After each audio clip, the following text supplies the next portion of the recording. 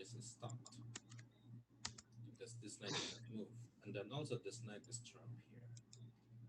Mhm. Like sometimes there are like yeah, like sometimes there are positions that it looks I, good.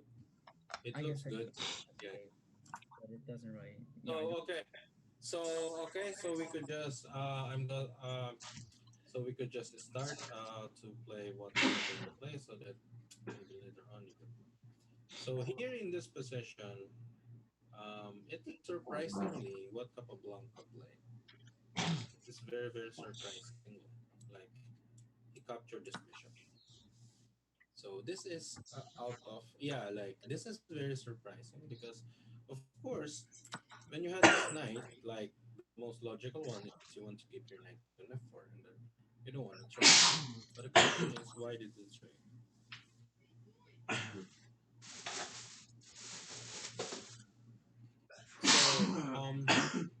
So here because basically black traded the strongest knight to the bad piece. All right, to the bad piece. But um but I think like why he trade this knight to a bishop because he knows that there is another knight who could control the f4, and then black knows that this bishop later on will be good, especially like maybe if this bishop could go here and then go here, and then also like as you can see these two knights, this knight g6 and knight f4, it looks like very good, but the problem is how you could coordinate these two knights besides connecting these two knights here. So look at this: knight takes d3, knight takes d3, and then black played bishop e6, rook d1, rook e d8, white played b3, and then black played knight f4. So here, it's still the same plan that yeah, black tried to do, trying to control the f4 square. So now white played knight to g2.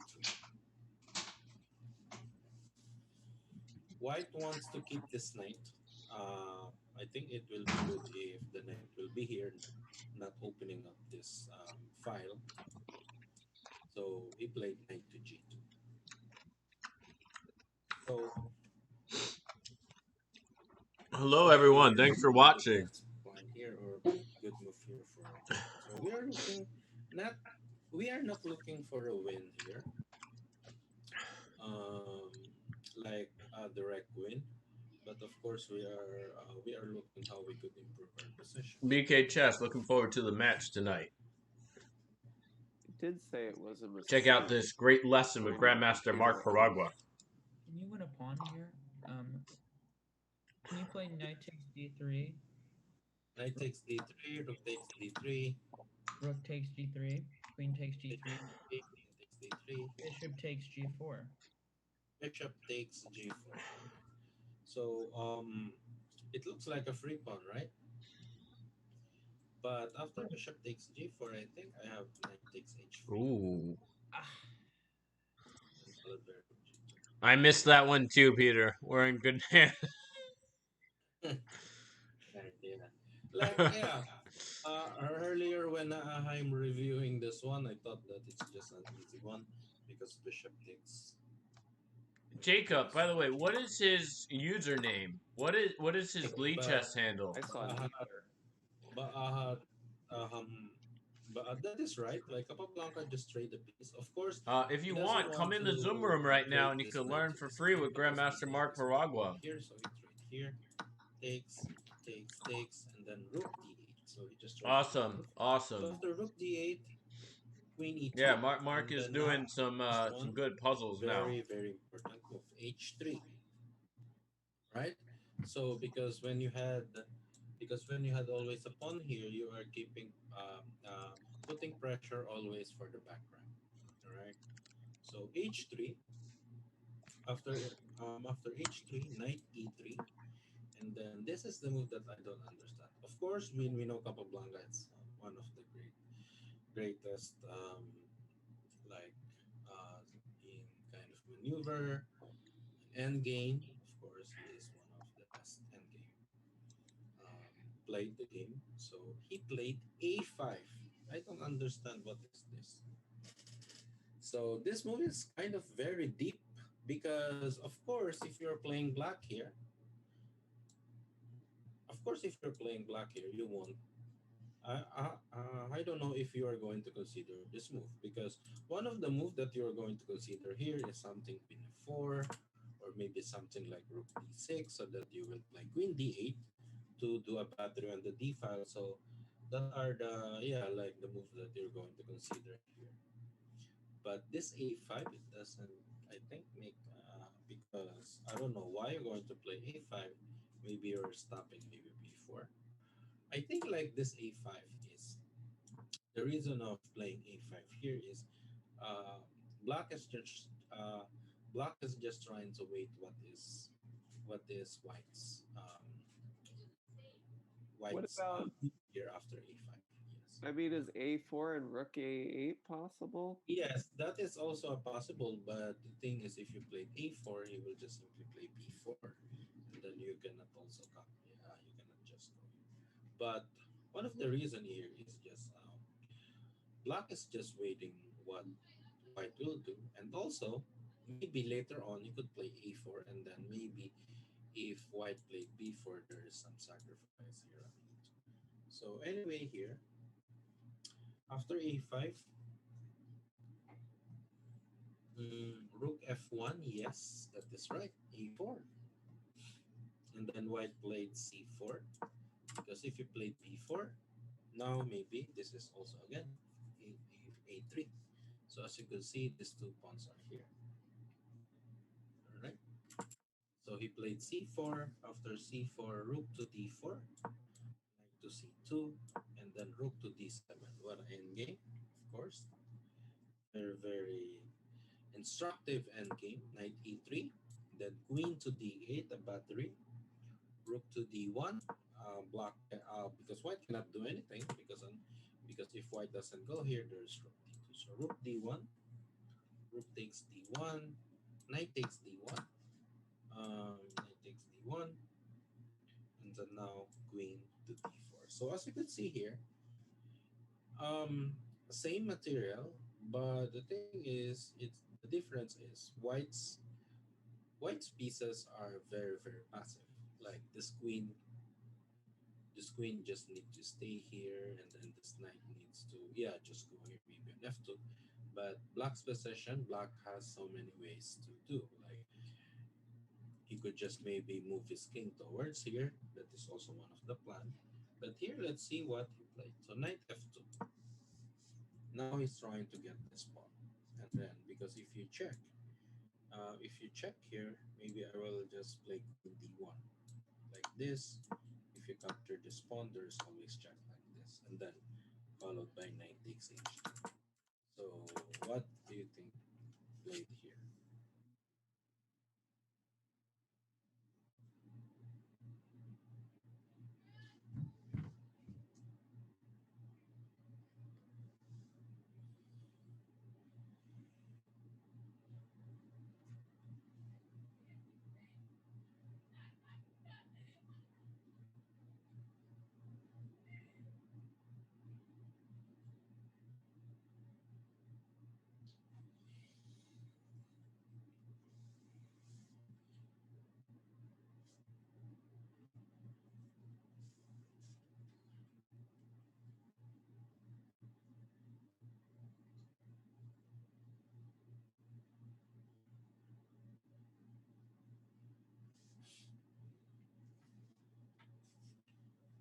Maybe he played b5. But very good, very good. He played b5. Very nice. After b5, he captured, of course, because if you capture this knight, you're going to capture this. B takes c4, bishop takes c4. And then now you will get this pawn. And then because once you get this pawn, of course, you are going to. Oops, sorry.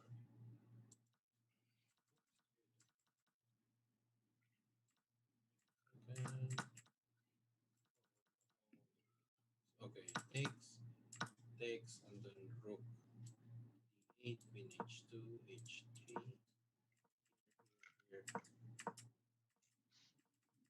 this is what happened when so here black played b5. After b5, um, cannot capture a set because there's bishop takes c, b takes c4, so we captured with this. C takes b5, then now a takes b3. So of course after a takes b3, white is forced to capture this. A takes b3, and then bishop takes b3. Now he captured this because if he captured this pawn, Back rank trouble.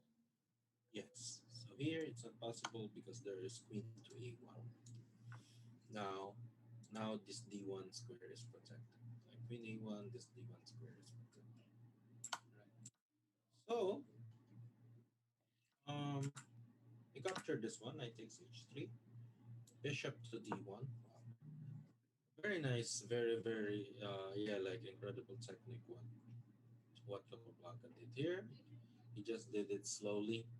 Like he didn't even give white the chance to create some counterplay. So bishop to d1, and then queen f1, and then now capture. So here black is already winning here because first of all, of course, this is a pass pawn. Now there's a pass pawn here, and then now this queen cannot capture this pawn because of course there's a checkmate here. Bishop takes f2. So the c takes b5, king g2, b4, queen b5, b3. A perfect endgame. And then now this knight cannot just capture this pawn because there is always queen d8. Wow. Queen e8, king g7. Here he pushed this pawn, and then knight takes g5, and then now look at this move. It's exactly on time. This bishop b3 exactly on time. Why? Because after bishop b3, you're not only protecting this f7 pawn, but you are also protecting this b6 square. All right. So that is the yeah, like the game that I just showed you. Like that is one of my favorite game. Like when it comes, yeah, like kind of not really end game, but the kind of technique, like example, usually like as you could see, like this one, of course, this is the first position. So this one, knight takes d3 is one of that. Yeah, like the key move here. But of course, it is very it is hard to see. As I said earlier, like you won't you won't maybe consider this move because at first is you don't want to trade your good knight with this bishop. Like this bishop is not really bad, but of course you just don't want to trade your very strong knight here. But sometimes we need to um, we need always to consider all the possible ATS in like certain position because not always like the logical or like the common move is always the best. So all right. So now I'm just going to let play. So okay, Brian will challenge you. maybe we could just wait a second.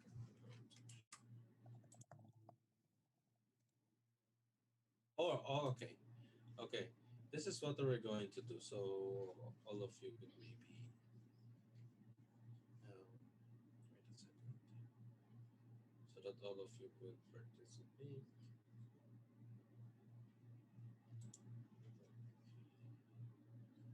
All right. So um, do you have any leeches or just that? Oh, Yeah, I think like all of you Yes, has it, right? Yeah. Okay. So Legion. we're in leeches. Okay. So I think yeah, of course Brian has it. So I think like Brian, you could just invite Jeff for one game, like maybe casual game, like 10 minutes game. Okay, so I'll play against Jeff. Yeah, yeah, yeah. Okay. And Do you want to watch it and observe it, or? um, yeah, yeah, yeah. I could And then I know.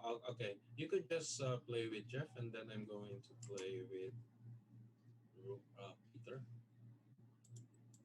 Okay. Uh, Yeah, Jeff, because what's your handle? Jeff Chess 11. And so Jeff, mm, so I will just can you? invite I'll you, Peter. message it to you. Okay, message it. What is your name, Peter? uh, Goss is great. So GAUSS Oh, IS. what? I'm sorry. Here, I'll put it in the chat if you want. Okay, okay, thank you. Okay, Jeff Chess 11. 10 minutes, right, Mark? Yeah, yeah, yeah. 10 minutes. Okay. That's So I will. Uh, I'll did you? challenge you, Jeff. Oh, okay, it's good. I'm Oh, this one, okay. Conqueror. So I'm just going to use my All right. one account. All right. So I'll just challenge you. So let's just do some casual, standard, current time, casual. 10 minutes or Right. So I'm going to play white. No, you're going to play white. That's fine. Oops.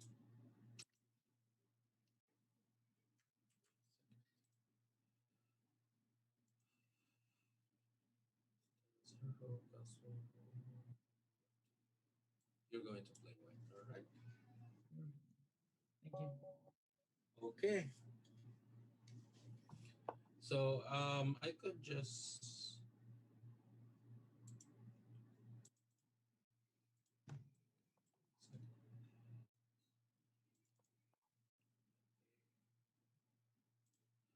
So I will just just what do you call this?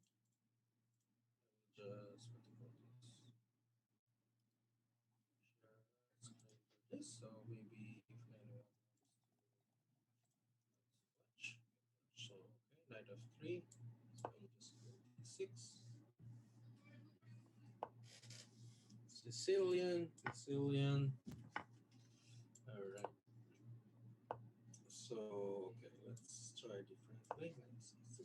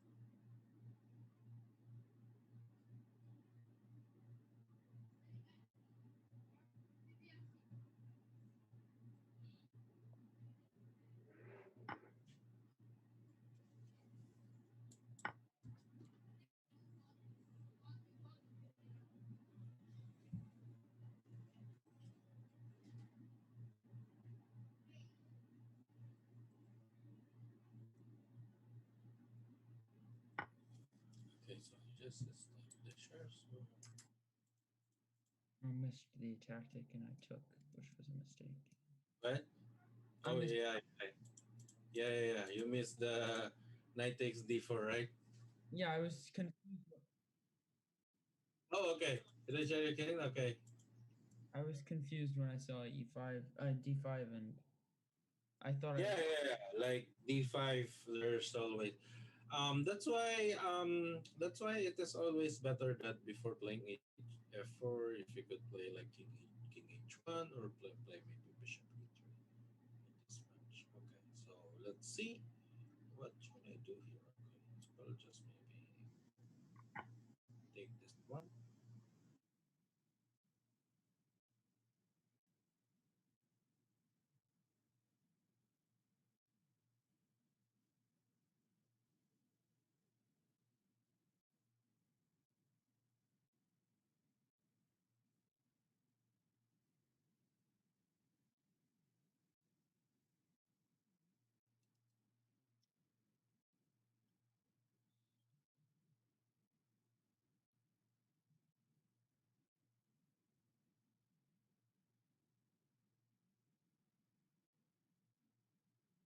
I'll just make first seven so this good for us.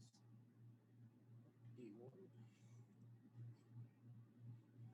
Mark, do you What? okay. Never mind. Here?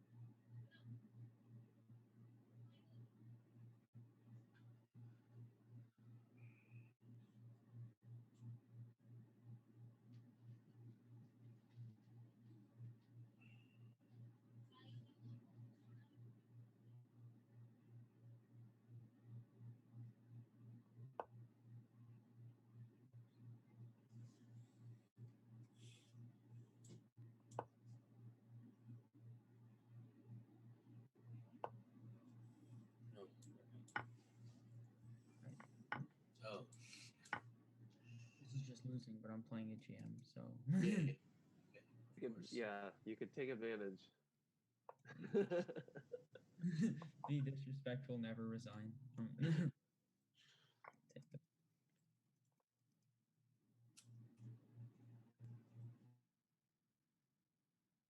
No, dignity.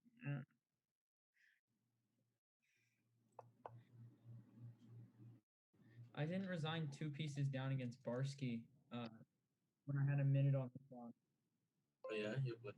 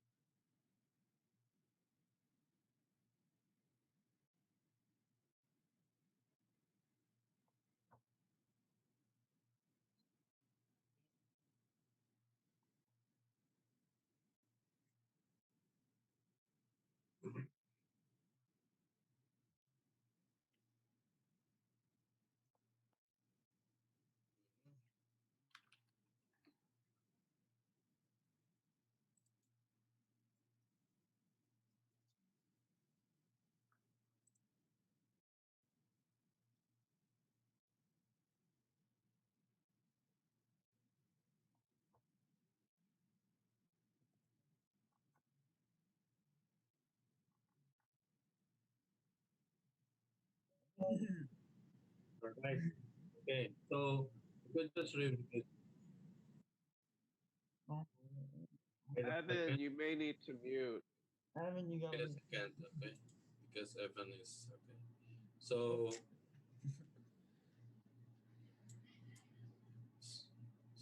okay. So like okay. Let's see. Check a little bit of the game.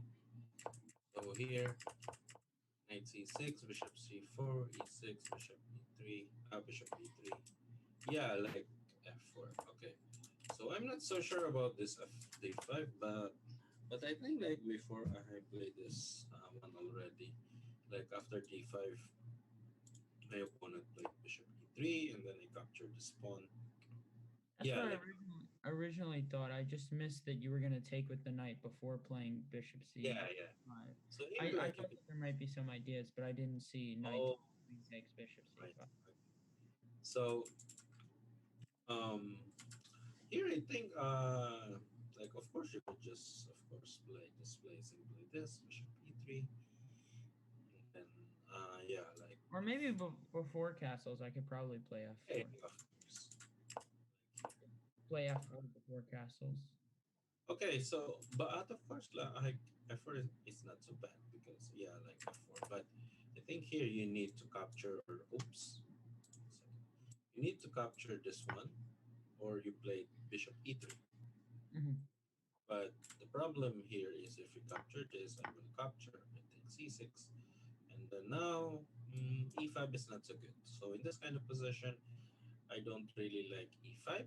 It looks tempting because maybe after e5, maybe later on you could play f5, but it is hard to play f5 because as long as this knight will be on d7, because your e5 pawn is kind of yeah like hanging if you played f5, and then very soon black will just simply play g6 to stop you f5, And I could stop probably. you to play f5. So I think here you could just simply play something queen f3, like queen f3, and then maybe bishop d2, like example. Okay, and maybe I will check bishop here, king h1. Yeah, like although you could play this one, bishop e3, but it is quite. I think it doesn't need to play bishop e3 here because if I take, you will take. But of course, it doesn't need to do that. Just simply play king h1. So I think here like the the position is quite fine. So okay. So here it takes d takes here, bishop takes d6. But yeah, like here, rook e1. I think like the best way will be just simply capture. Bishop takes e6. Okay, I could capture with the pawn, but yeah, like I think I could just capture with this pawn, and then the idea will be castle here on the queen side. That is also possible.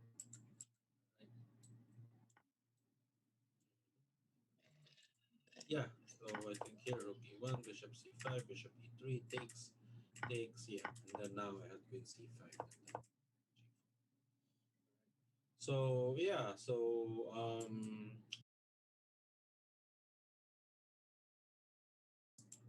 Yeah, I mean, I'm kind of new to playing. I hadn't. I uh, just started playing bishop c4 like against this. one, yeah. Okay, so if you want, you are usually using Lichess or chess.com? Play chess. Lichess. So okay, so I think you know already how the Lichess works. Like example, if you had a game, like you want to review your game, like okay, this is the engine, or also this is the book here. Mhm, yeah. Just click this one, and then this will be the book if you want. But of course, chess base is much better. But this one is also possible. So here, you could you could see the possible moves here. Like there are moves, and then these are their statistics. Yeah. Yeah. Okay, so where we're going here? Okay, so while waiting for them, okay, just do some. Let's just do something. This is okay. This is quite easy. Yeah, you just win a pawn, right? And you just play But bishop yeah, or pawn. you could play, Or, yeah. you could win a pawn. But remember, he just also take the pawn. Knight takes b6. So Oh, could you so then see it? just trap the knight, play bishop c6. After the knight, and then now, yeah, I think like he needs to play knight e4. But still like knight a4, bishop takes a4, b takes a4, rook b2, Yeah. and then after pawn. So okay, so the computer said, okay, so of course you will take it. Uh, This one is good. Like this problem.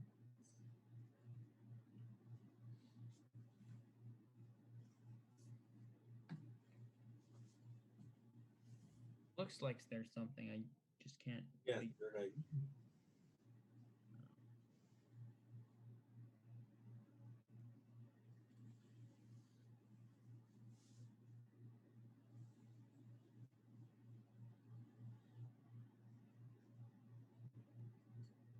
Uh, no. I mean, bishop h6 looks positionally winning, but I mean, Yeah. What? bishop Bishop h6. e6. No, it's a blunder Oh, bishop h. because I'm going Oh, to capture rook your a. rook. Yeah. Maybe rook So e1 first. If you want to play bishop h6, maybe move your rook first, and then after that, if the queen goes somewhere, you could play bishop h6. But there is of course more direct move here. More yeah, like a direct move here for white. I mean, you can probably play bishop c3. I don't know if that's the winning move though. Yes. Bishop c3. You Yeah, can. bishop c3 will be. I think this bishop c3 will be the move here because of course bishop c3 he cannot capture queen takes c3. You had bishop b5. So bishop c. Oh, it's wrong. Wow. Oh, okay. I didn't expect that one because it looks like the best move bishop c3. But here, oh yeah, yeah, of course. Yeah, like of course here, just simply this one. I forgot that after rook e1, and then if the queens move, you will just simply capture this knight. Oh, okay, yeah. Well, you play queen c5, you will just simply play queen takes c f6, right? So of course here, oops. Oh no. Okay, this is kind of different. We should be finishing shortly, I think. Yeah. Okay, good. Hmm. Yeah, this one is quite easy. Black smooth. Black move and some of these I know I should see something. I just don't like right away. I have to wait for it. Yeah, yeah, yeah. Like that is a very good attitude. Of course, you are before you make a move, you are trying to double check if maybe if like We finished, Mark. oh you finish okay yeah yeah okay so let Peter Yeah, just probably knight d4 here, and you're good. yeah yeah simply 94. Good game, Jeff. All right, so now let's what's the name that we're going to analyze. You could Okay, search. no, no, in the chat, I think there is, right? Yeah, you could Yeah, search it's Jeff. Jeff. So. Okay, Jeff. Okay.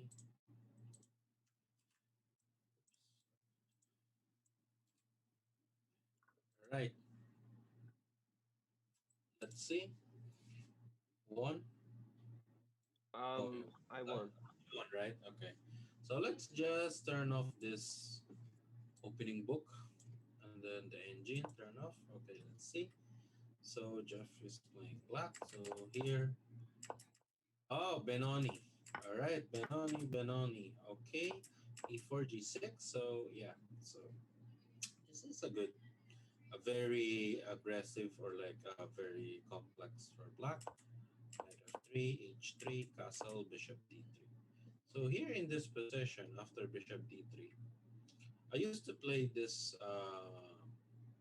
I used to play this one as black when someone played bishop d3 is b5.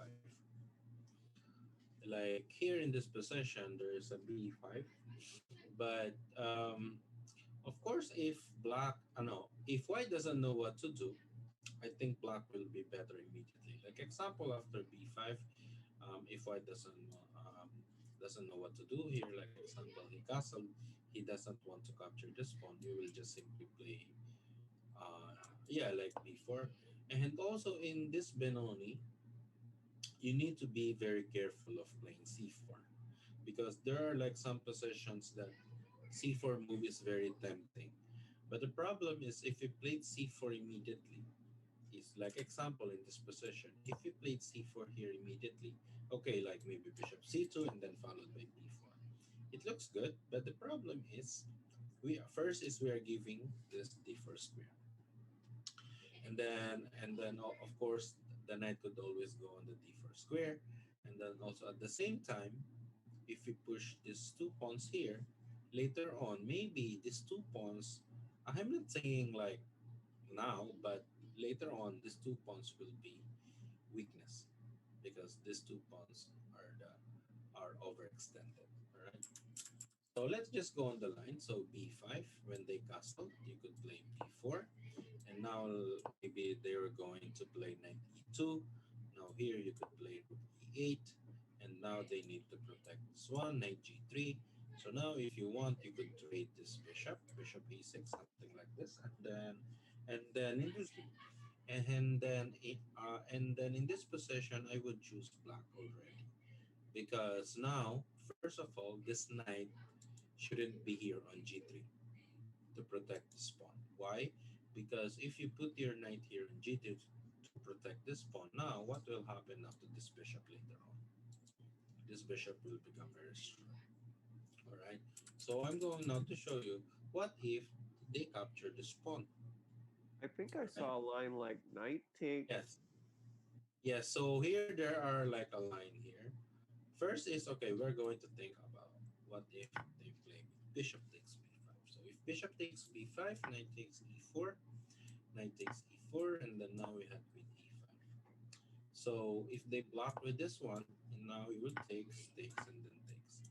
And then here, I would say that black is kind of better here.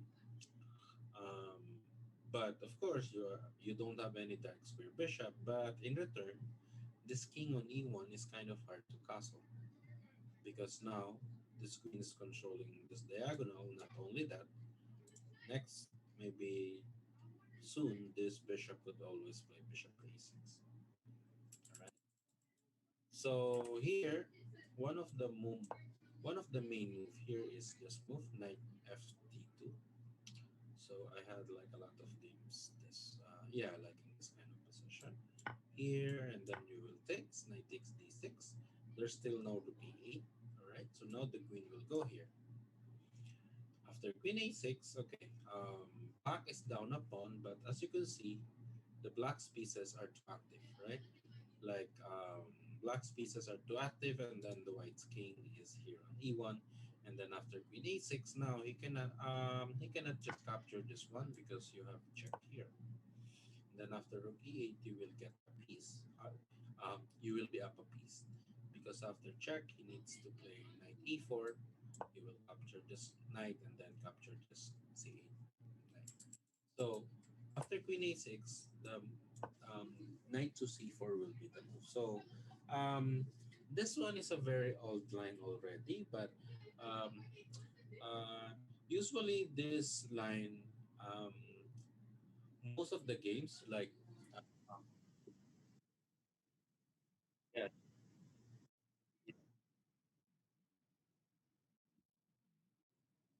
wait a second, Evan. So this game is a very popular, yeah, way back before. Um, but of course, like nowadays, there are like new lines. But I just showed you a line. So here, like you could play knight d7. All right, like you could play this one. When they castled, you could play something like knight f6 here because you want to play rook d8 somehow. Okay, you are down a pawn, but as I said earlier, your pieces are very active. So all right, but if they take here, if they take this one, knight takes b5, you will take this one, knight takes e4. The same thing. But the difference is if they capture this one, the difference is you won't play queen e5 because this queen e5 doesn't do anything because you will just play back, right? And then now you won't get anything. So if knight takes b5, knight takes e4, bishop takes e4, now you play rook e8. Right, so there are like a lot of lines here. If we could just turn on, yeah, turn the like the opening book here in Lichess. So as you can see, there are very strong grandmasters that is playing. Like here, there is one game, like Badur Jubava. He is white, and then he's playing Mamedov. So yeah, Oh, it's so called there. the New York variation. That's funny. But It says that it's the New York variation on the thing, so I think that's kind of funny. where New where would York. It says it's oh, this one. Oh, I didn't. Oh, yeah, this one. New York variation. Wow. I didn't know there How was a New York about New variation. York variation? Like, yeah, like this just has some weird names. Like, okay, Benoni Defense Classical Variation, New York variation. Wow. Okay. Okay, so Rook Funny. E8. If they play Knight D2, you will play F5 something. But of course, like it looks like okay for black, but of course there are like a lot of lines also that white has a good position. So anyway, so now here let's see c4, bishop c2, rook e8, castle, knight a6. Okay, knight a6, trying to go here on c5, knight d2, knight c5, good, rook e1. So this is yeah, like this is what I'm talking about earlier. Like, yeah, if you try to keep pushing the pawn, there's a weakness. So now here, bishop d7. So Jeff gave the pawn on c4. Gave the pawn on Should it be c4. played knight d3 maybe? I That know is what I'm I was like. looking at that.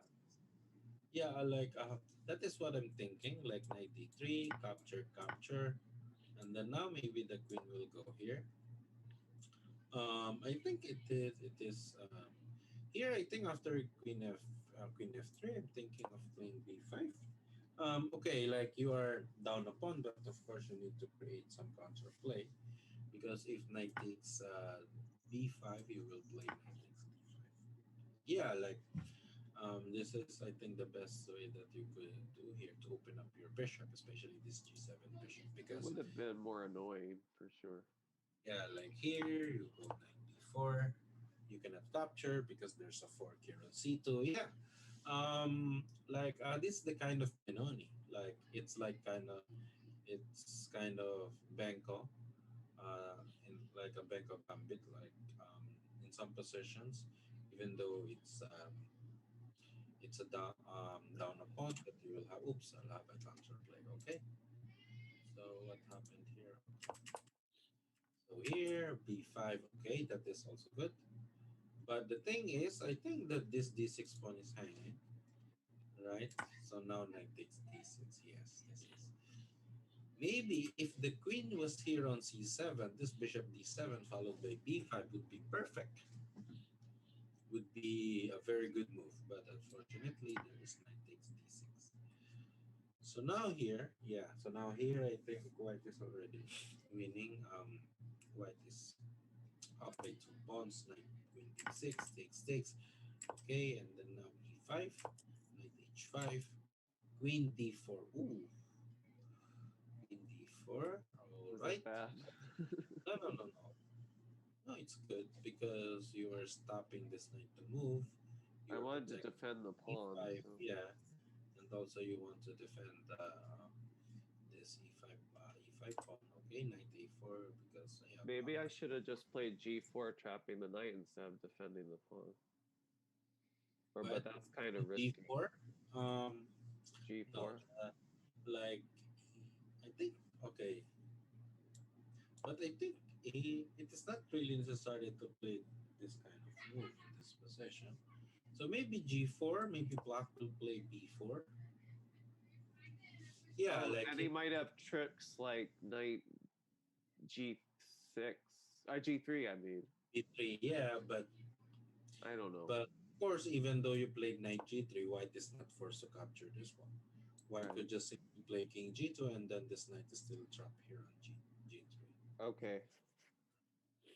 But of course, in this kind of position, when you are up by material or by exchange, you don't really need to complicate the position. So just find a way how you could just make it simple.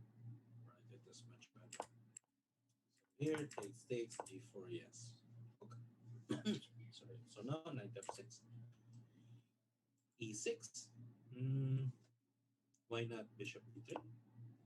Simply defend this pawn. I wasn't looking at that. Okay, because if bishop b3, there's b4. This is the thing. Right. Bishop b3, there's a b4. No, this one. So six. Oh, there's bishop b3. Oh, not here. I missed it. Bishop b3. I was just Oh, looking at it's the not so pawn. clear because even though played bishop b3, you black has knight f d5. But I don't know if you see this knight f d5. But No. yeah, no, like bishop b3, knight f d5, and then now maybe white will play rook d1. Yeah, it is not kind of good for black already. Anyway, okay. Here, knight takes. Here. Okay, so in this game, so the first improvement of this game is for Jeff is this Jeff. Okay, b5. So if someone played this again, this kind of Meloni, you could try this b5. But of course, before playing b5, you need to study a little bit, like what if this bishop will go and then knight takes b5. And then also, in the Benoni, as I said earlier, it's very important. You need to be very careful moving your pawn here, especially the c4 pawn, Mhm. because if you move too much your pawn c4 and b4, as I said earlier, it will be a weakness. It will Right. be overextended pawn. So I think that is one of the reasons that's why you lost a pawn. You lost a pawn here on c4 because you played c4, and then Brian tried to maneuver his knight. This one, knight d2. All right. So here. Okay. So that's it. Yeah. So that's it. Any questions in this? Any question in this game? Um, No, not for me. This is Jeff. I I. see my weak moves. Yes. Oh yeah, yeah. Okay, that's good. And then for Brian, it's okay. Like here. But usually, so I'm going to flip the board. So going to show something for Brian. So when I'm playing d4, and then when my opponent played this Benoni, I usually just play this one.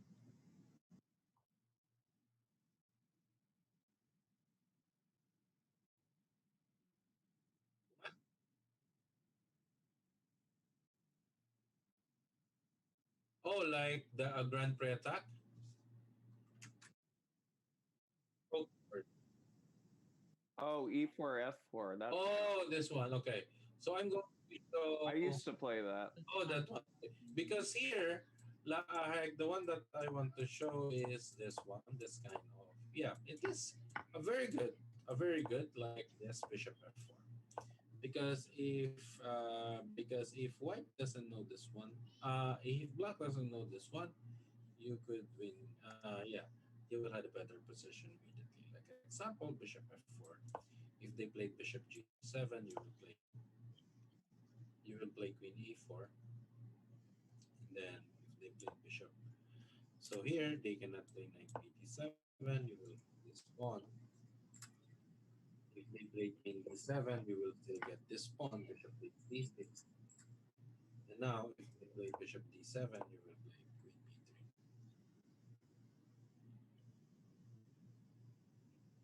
So now if they go back here, you could now check. Now this king needs to force. This king needs to move. Otherwise, he will. Because yeah, like any move here for black, if it doesn't move the king, going to lose this pawn. Bishop d7, lose this b7 pawn. If they play knight d7, of course, bishop takes d6. So yeah, like this is one, of course, one of the example. Like I remember before, like I think 2 years ago when I played in Marshall. Yeah, like when I played in Marshall as well. Like after Queen a4, the FIDE master played King e7. Yeah, King e7, and then that. King E7. Yeah, yeah. I think King e7 or King f. No, okay, yeah, yeah. He played King e7. Played King e7.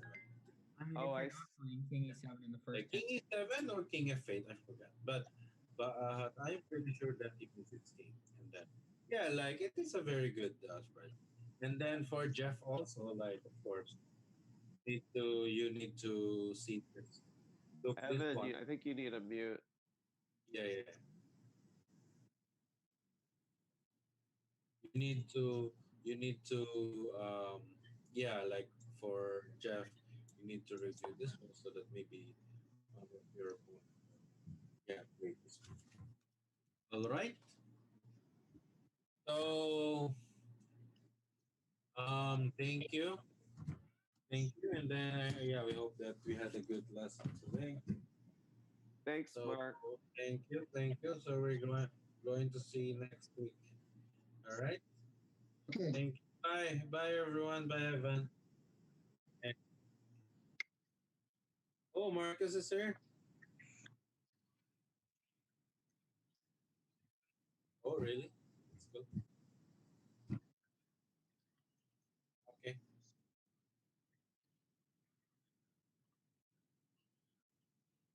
Okay. Yeah. Okay. So Great. do you can I just okay okay okay thank yeah no no it's okay I'm done. All right. Okay. Thank you. Bye Evan. Thank you. Yeah. See you Bye next. bye. Bye. Bye.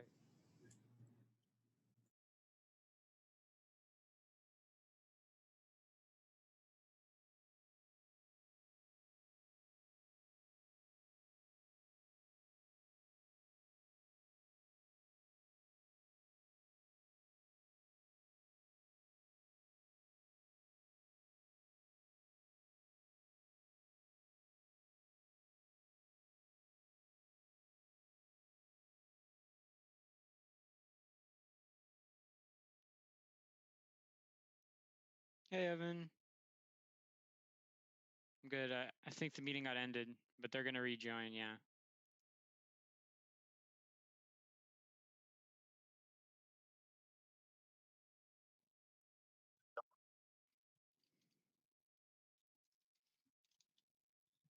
Oh, I just connected to audio. Were you asking me a question?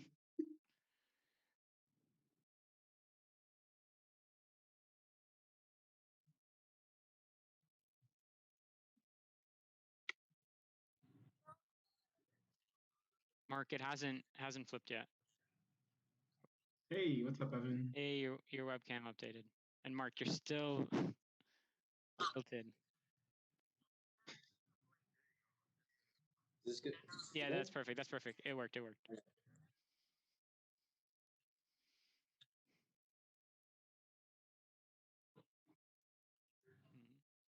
So basically, I fixed up everything on our side, so you guys will be put in your own like borders with labels. So um, everything will be fine on our end. Um, and we have a.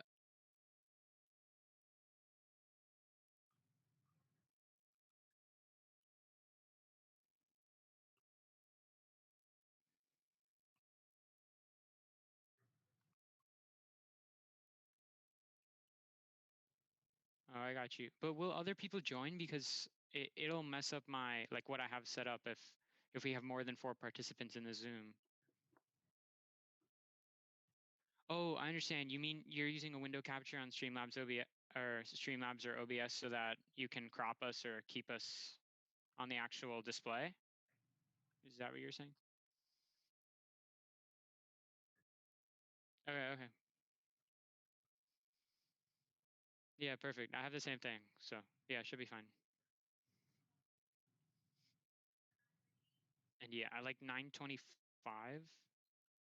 I'm gonna start it and just have us on the starting soon screen.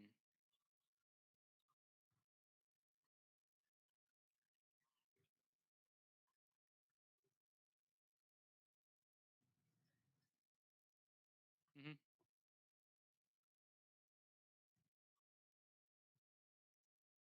Yeah, for sure. On my end, I have you guys lined up for your side of the board, so I'm always gonna be watching it from Mark's perspective, but you'll always be lined up correctly, and the time is good and everything like that is fine.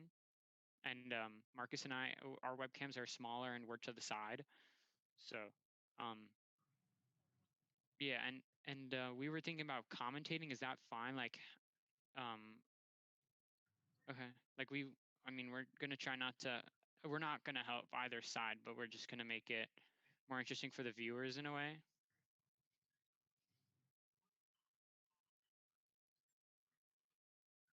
Hmm.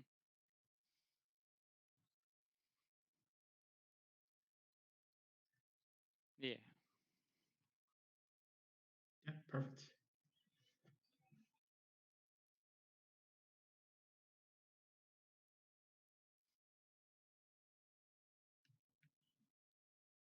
Yeah, yeah, same, same.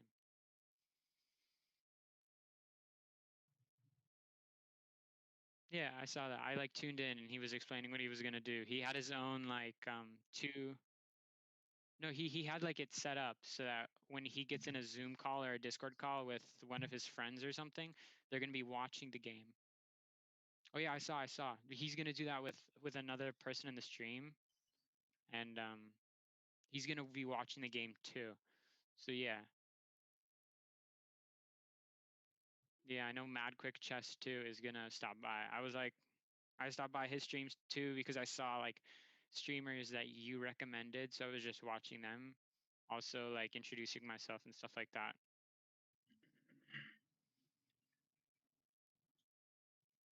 Evan, if that's all good, something that Jacob and I do with all of our guests, we sort of treat our stream when we have guests like a chess sort of podcast. So we have some questions for you that maybe we'll like ask mid game sometimes, or if there's just like some dead space, we'll like throw in a question here or there. If that's cool with you. Stuff like how you got into chess or what your favorite openings are, or I don't know. Stuff like that. Like we've already done that with Mark, but I guess we do it again. And Mark, are you frozen or are you just staring No, at this? I was just very still. All right, but yeah, we'll just take turns asking questions. Again, it's informal, so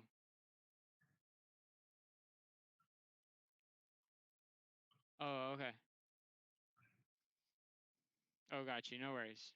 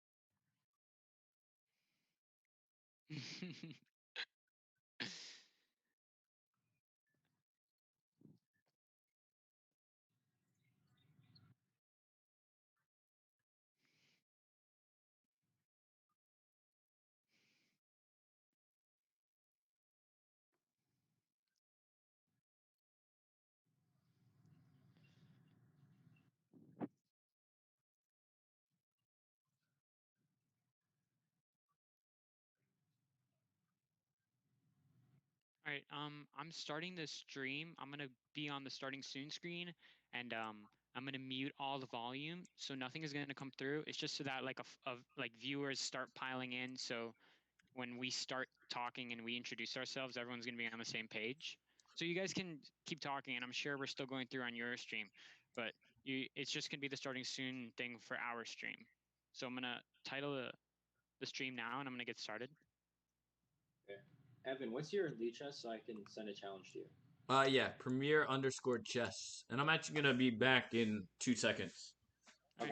We'll Alright. get water and use the restroom, and then we'll get started.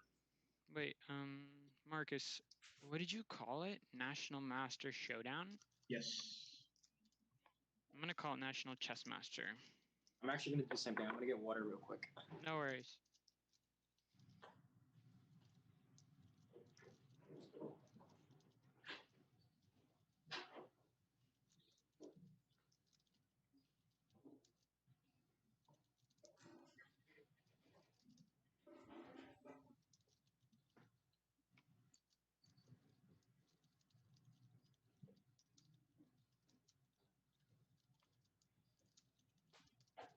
Alright, I have it typed out.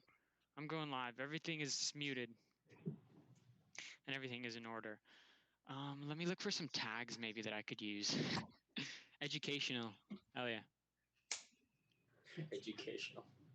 We're doing analysis, coaching, and educational as the tags. I'm going live. National Chess Master Showdown. National Master Mark Dodona versus National Master Evan Rabin from Premier Chess. Commentary from Jacob Klug and Marcus Sutton. I'm ready. Let's do this. No, it's too many characters. Are you joking? And I'm opening up your guys' stream now too. So, and yeah, definitely Yeah. do that with mine as well. Mm-hmm. That way We could probably can- abbreviate National Master. Just make it NM. I did. Okay. I think this should be good. It's still too many characters.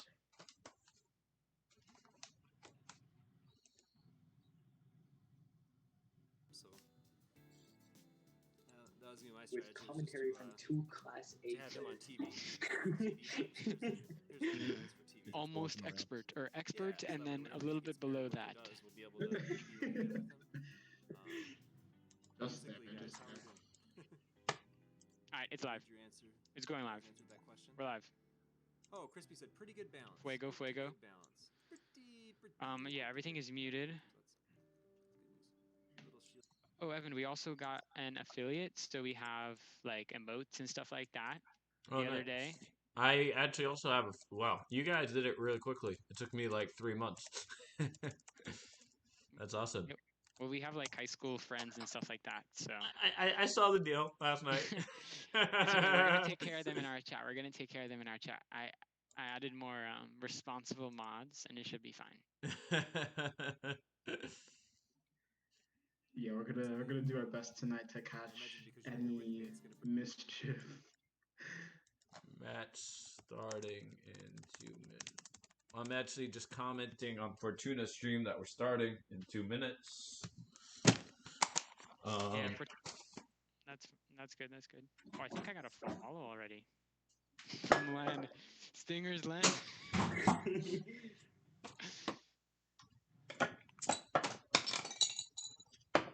He's really generous with gifting a sub, so he might even gift a sub. For real? Yeah. Damn. Son is nice. I'm gonna tell my friends to get on. Marcus, you got that too, right? Are you asking your people to hop on? Oh, I already did. Oh, fire.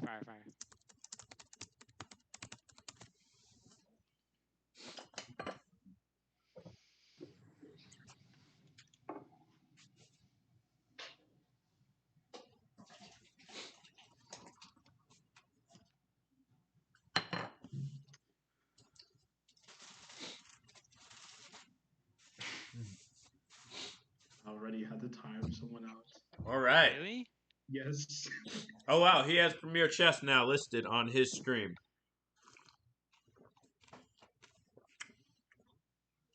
Oh, he does? Yep. Nice. Are you live yet? We are, but we're on the starting soon screen. So they can't hear you. But Okay. No, I I'll be just making. I refreshed your stream. I'm ready to go in like 30 seconds if you just give me a little, and then I'll make it clear that our audio is good. And Evan, you can introduce yourself first. So I'll be like, "Hello, everyone. Welcome to the BK Chess Stream. Today we have a very special match." And then I'll be like, "Evan, would you like to introduce yourself?" And then definitely talk about your channel. All right. Awesome. All right. And then I'm should good to we, go. like, during the match itself, should we mute each other on Zoom? That way, like, I could talk about the games and like you guys, or should we just kind of keep it on the whole time? Up to you guys. I think because it's informal and because it kind of mess up both our setups, we could just keep talking about it like right there. Okay. Again, Awesome. you can be like, "Oh, I really like I really like using this pawn structure or this opening." Yeah. Something No, like that. I like it. I like it. Look, we're having fun here. This is not like world championship match. We're having fun. We're hanging out. So I love it. And Marcus and I will fill up any dead space and again answer questions in chat out loud and in chat too. So I'm good to go. I'm about ready to switch over. So I'll start off and then Evan, I'll hand it to you. All right. I'm getting ready to go.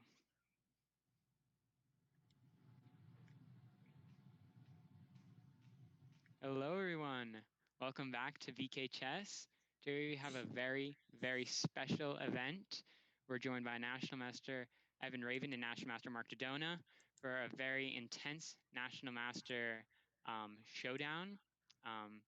This is Evan's first time on our channel. So, Evan, if you could introduce yourself, maybe talk about your own channel and what you do.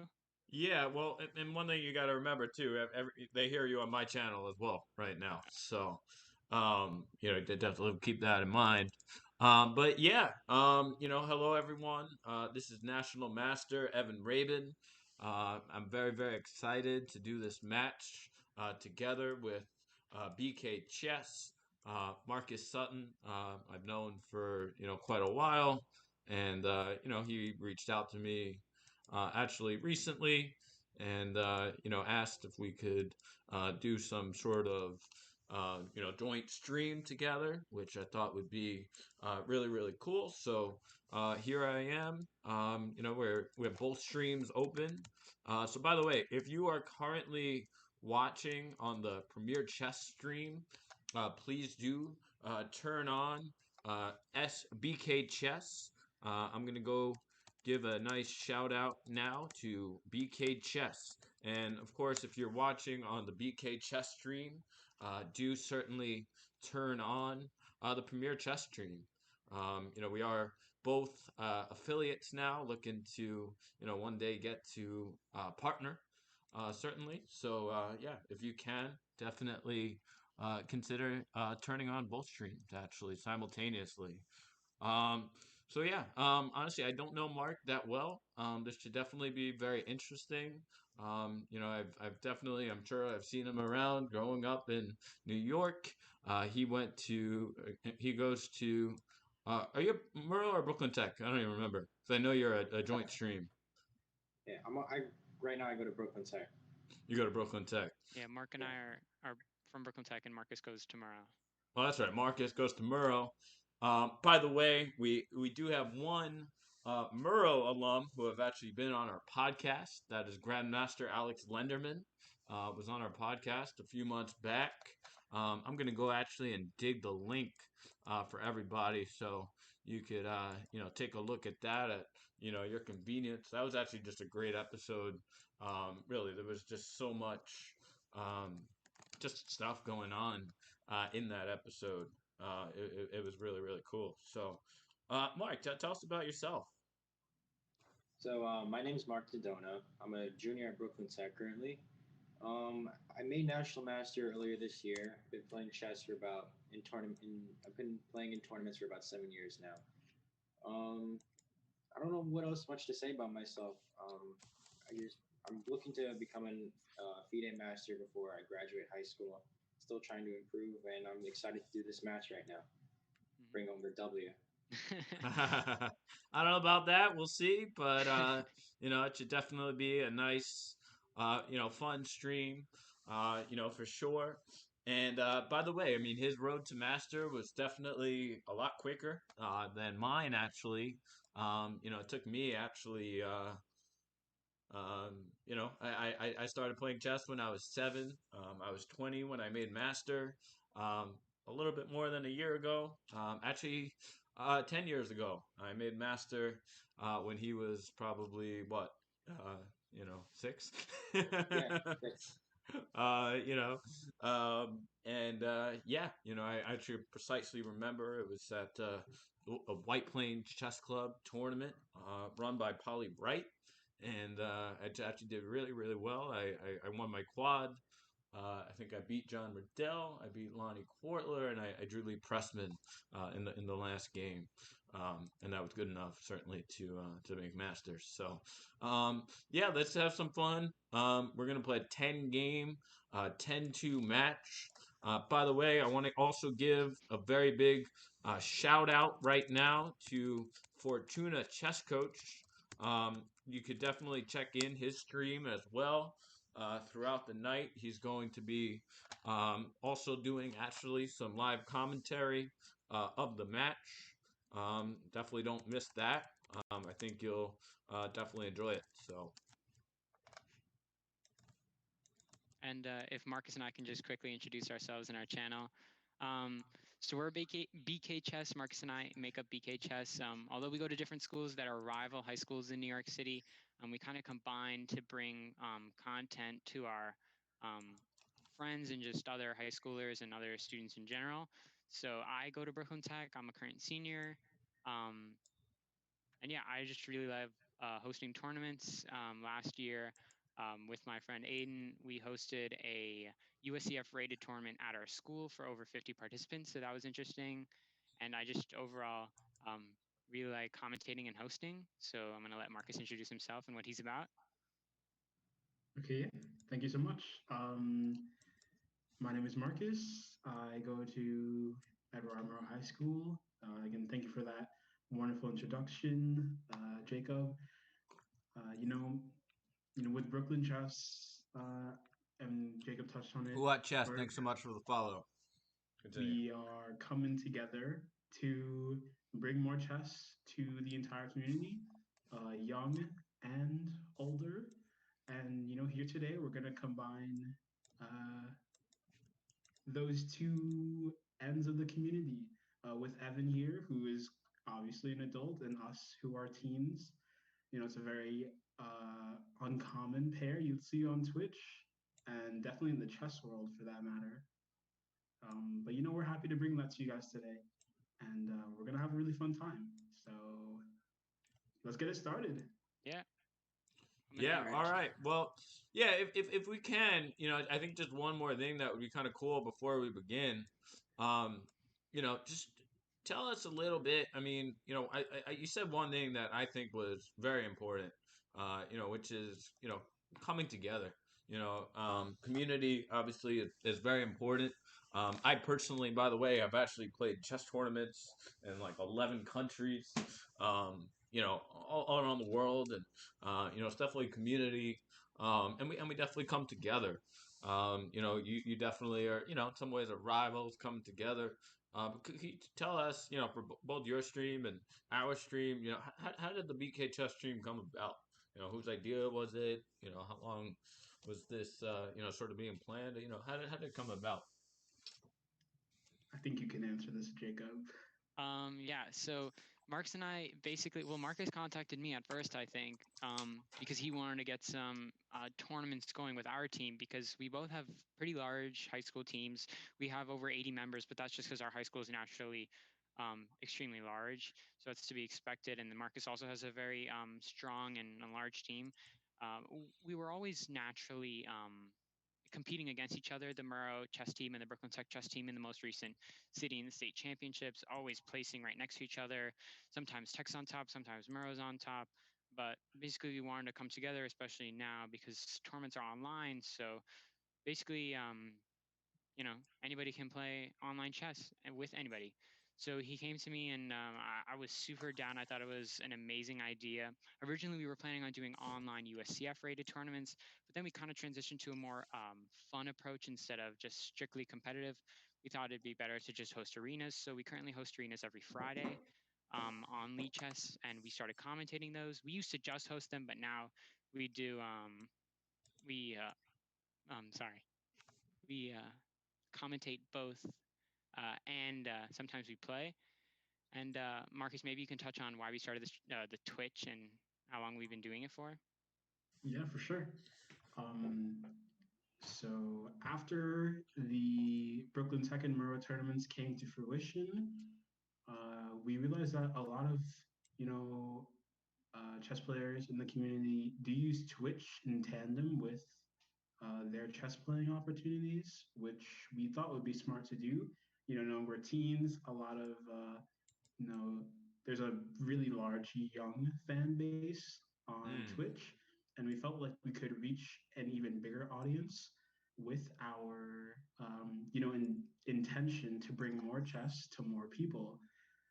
So the Twitch idea mainly came from Jacob, and I was in agreement with it. I was like, any way we can expand to more people and get more people playing in tournaments or get more people learning about our initiative is good for us. And from there, we started working on creating a Twitch. It's actually uh, not even 2 weeks old. We created it 2 Fridays ago.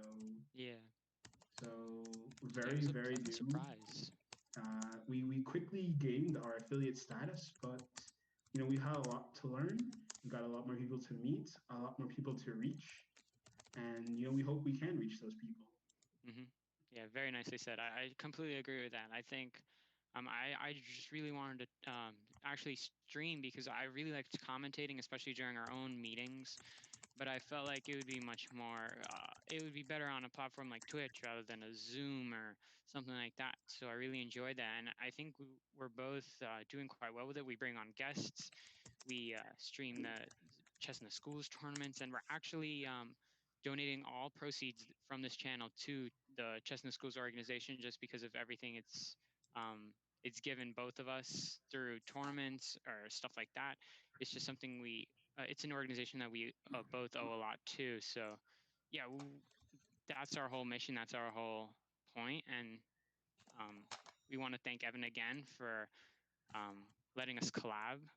Um, Yeah, well, my sincere pleasure. And by the way, I don't know if you know this or not, but I actually worked for Chess in the Schools at one point in 2012 after I graduated Brandeis, and it's actually a tremendous organization. I just actually exchanged some emails today with Debbie Eastburn, the CEO. She's actually going to be coming on our podcast on December 14th at 11 o'clock, actually. So I look forward to doing that. She's going to be on, still be to be determined, actually, if it's going to be her and Sean Smith or just her. But nevertheless, Chess in the Schools is definitely going to be represented. And I should definitely note that the last podcast episode that we had with Bruce Pandolfini last Thursday was very integral to Chess in the Schools. If you don't know, he was actually one of the founders of Chess in the Schools. So if you look at our last podcast episode, you'll hear some of the stories about the founding of Chess in the Schools and all the absolute tremendous work that they do. Um, so we've also had Andrew Konensberg on the podcast. He's actually also a former Chess in the Schools employee. We had Mike Klein, the chief operations officer of chess.com and chief chess officer of Chess Kid. He was also a former CIS employee. Oh, and then actually another former CIS employee, Jen Shahadi, of course, was on the podcast as well. So anyway, let's get started, yeah, shall we? let's Enough talking. We can talk all day. That's great. But yeah, I'm excited and send over the challenge. Let's go. Yeah, Mark, send over the challenge. I'm going to be spectating from Mark's side. Marcus and I are going to be commentating. We're also going to be asking some questions to Evan and Mark. obviously it's not easy to reach National Master. We haven't done it ourselves, so and I'm assuming a lot of the members of the audience haven't either. So it's something that's super interesting and something we can learn a lot from.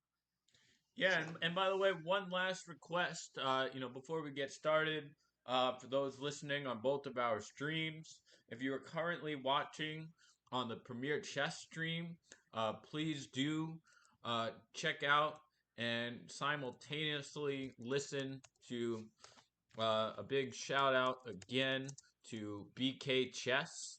So yeah, if you are currently watching on Premier Chess, please do listen to BK Chess, and likewise, if you're on BK Chess, please do turn on Premier Chess. Okay, thank you so much, everyone. All right, let's hop right into it. Just one final thing, as we're setting up the games. This is all for fun, and we're here to, as Jacob said, commentate over it. And like Jacob said before, it's very very hard to reach a national master, especially in a time like now where the connectivity in the world is very limited. So if you have any questions, of course, please throw them in chat for either of the national masters we have here today, and we'll be happy to answer them or forward them to the players. But if you guys are ready, let's get Yeah, started. hop in a game. Yep. I think I sent you the challenge. Do you see it? Yes, I do. Do you want to do? I mean, I don't really care. You want to do casual or rated or? Doesn't matter to me. Yeah, I mean, I guess I may as well be rated. Why not? Okay. They're going to be playing 10 3-2 matches. The score is going to be kept in the corner. I'm assuming they've never played on Lichess, and No. Lichess naturally has a history system, so they'll be able to see. The audience will be able to see basically the score, and maybe we'll just repeat it after every match. Just let us know when you guys get in a game. Mm-hmm. Okay, it should be any second. Looking for Okay. that. I sent the rated challenge. Okay, there we go. All right, first game, good skill. All right, let's go. All right, French defense.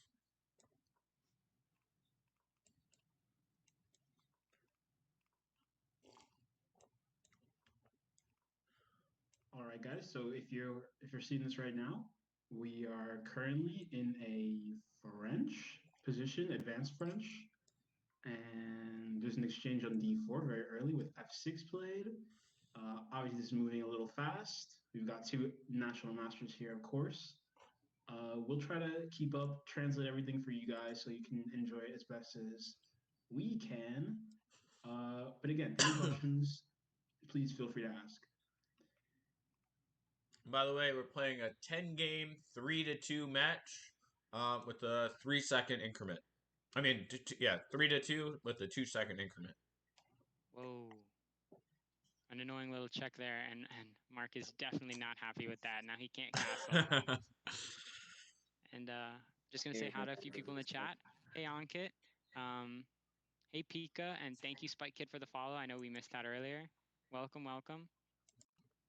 And yeah, that bishop check was definitely super annoying. Yeah, look at that king now just chilling on e7. Definitely misplaced in an opening like so. And of course, white putting some pressure on the board with the threat of knight g6 after moving the knight to e5. So black takes, and there's an exchange on e5, forcing the knight on f6 to move. Yeah, definitely taking advantage of the weak king's position, and also the fact that the bishop is covered up. But I like Mark's play with the g5. I think you definitely have to fiend kettle that bishop, kind of, and defend the center because the king can't castle on it. It would take a lot of moves to do so. So definitely, I prefer Evan's position right now. Obviously, the bishop pair is nice for both sides, but I prefer white's bishops more. Yeah, for sure.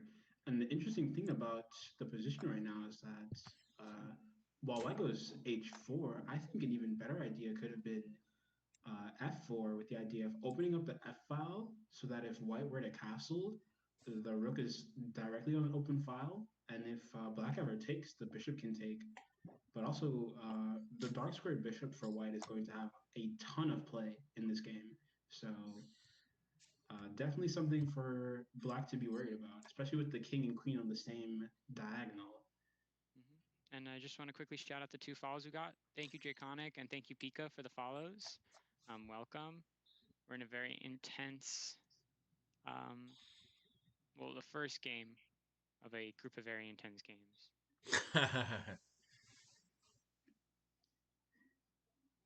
Yeah, and again, knight f4 with knight g6 ideas. As you can see with the early attack on the king, the knights are just relentlessly pressuring g6. But also note that the knight defends the bishop on d3, which is being attacked right now. They're kind of canceling each other out. Both knights are attacking and defending the same squares. Yeah, I feel like Evan just needs to take advantage of the fact that Mark has a weak king, and Mark needs to activate his pieces and stay safe in the center. Yeah, they can hear us. They can hear us. We're not going to be giving any very any what's it called, game breaking advice. We're just explaining it for the chat, kind of filling in while they think.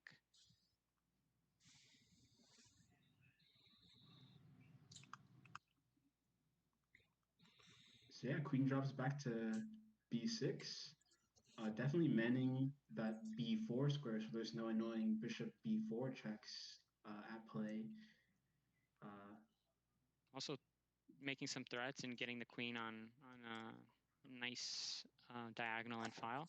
Assassin Shadu, welcome. Yeah, definitely improving the bishop and getting it on this really nice diagonal, using the fact that there are no pawns on the king side to Evan's advantage. H6 in the Tarrasch instead of bishop d6, someone says. Yeah, I messed up. That's not even theory. That was just like a stupid move. Yeah. If you guys are just joining us, the reason why the king is on e7 is because Evan got this really nice check-in on g6 because there was no pawn in f7. And we just got another sub. Oh, we got a sub. Thank you, Portal Gun fan, for a sub. Wow. Thank you. Nice. Enjoy your limited badge, the founder's badge, and your emote. Yeah, so d4 played by black, and I wonder, Jacob, what do you think about, with no pawns on the king side really, except for the e pawn, and the king on a really awkward e7 square? Do you think d4 is overextending for black? d4. Yeah, I feel like definitely keeping those pawns connected, it creates like a nice solid fortress. Now it's going to be kind of awkward to defend that, especially because the knight is so well placed. It's covering the bishop, which is the only defender outside a queen and a rook. So definitely might have been a little bit rushed. I do like the bishop d7 move. I think it's necessary to get the rooks connected and start getting them on the open files. Oh, and notice the time too, Marcus. Yeah, very true. Thank you, Spike Kid. Spike Kid, by the way, is one of our students. Sam from Chicago, actually. Oh, nice. Thank you so much. He just said our commentary is really good. Nice. We're trying our best. We're trying our best. And thank you, Dragon, for the follow. By the way, could one of you guys give me a favor and actually follow like my stream as well to kind of thank the people commenting and stuff as well a little bit? Yeah, Marcus, are you on that? Are you? Yes, I can manage that too. Thank you guys. Sachin Seiju says hi. What up? Oh, we got another follow. Thank you, the Loretta's. And yes, time winds down for black. Seems to be scrambling a little bit. There's some checks getting thrown in by white. Knight takes bishop, definitely. Bringing the king even further into the... Oh, okay, this is a nice move. He's checking first, and then I'm assuming he's going to take the knight with his queen, getting his king nice and protected. You don't want to move it too far out. I also really like the fact that the white rook now can wake up and can easily move to like an h3 or an h4. What do you think about that, Marcus? Yeah, there's definitely possibilities of bringing the rook out. and maybe even a rook lift to give the queen some trouble as they are on the same file. I mean, yeah, file. Oh, but a Ooh, queen trade okay. happens. Queen trade happens. Evan is currently up a pawn in this extended. Ooh. Ooh, I think that was a misplay. Oh, and he doesn't take. Oh yeah, because it was checkmate. I didn't see the rook on g8. Oops, I think Mark just got a rook out of that. Very nice comeback by Mark. Yeah, it's not easy to play in such a tricky position. Yeah, and the material just keeps dropping. Rook e4 to just trade down and be up an Yeah. entire rook. And yeah, definitely problematic for white. Ooh. And Evan isn't choosing to take the material until the very last minute because there's always chances that there could be a stalemate. It's always more complicated to play with extra material, but I think Mark played that well at the end. Wow, what a Yeah, match. I don't know. I don't know how I pulled that off. Wow, that was just bad at the end. I went on tilt. Oh well. That's fine. If you guys can rematch. Oh, you Yeah, guys. we're in a new game. Yeah, All they're right, let already me there. open that up. Wow, look at the knight on d1. Whoa. Okay, I missed some moves. Oh, there's a very interesting structure here. Yeah, for sure. What do you think about this, Marcus? I think this is the type of opening that usually does well in the beginning stages, but ends up becoming problematic for black in the end. Because as you can see, you got c5 and a pawn on d4, which may be overextended. And I don't know, maybe that's how I feel about pawns on d4. But this may come back to haunt black towards the end of the game. However, black is doing some really nice pressure on the king side with f5, trying to open up the e file, and then with it not being taken, f4, definitely giving white some trouble. Oh, but white castles on the queen side. Uh, what do you think about that, Jacob? I think that's very interesting. This gives me a lot of like vibes of openings that I like to play, like King's Indian type structures, where sometimes if I'm facing an opponent I know, or like King's Indian for white, sorry.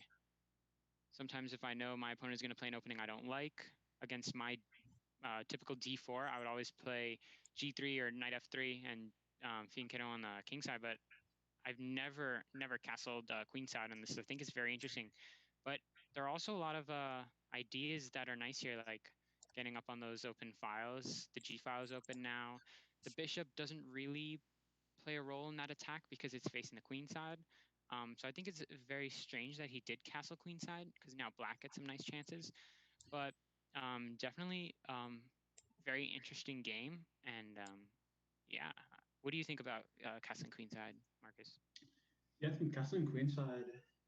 I think it was interesting in the moment, trying to sacrifice the pawn on g3 for some a substantial compensation. However, it's not as if on the move back then after castling queenside, it's not as if um, black had to take on g3.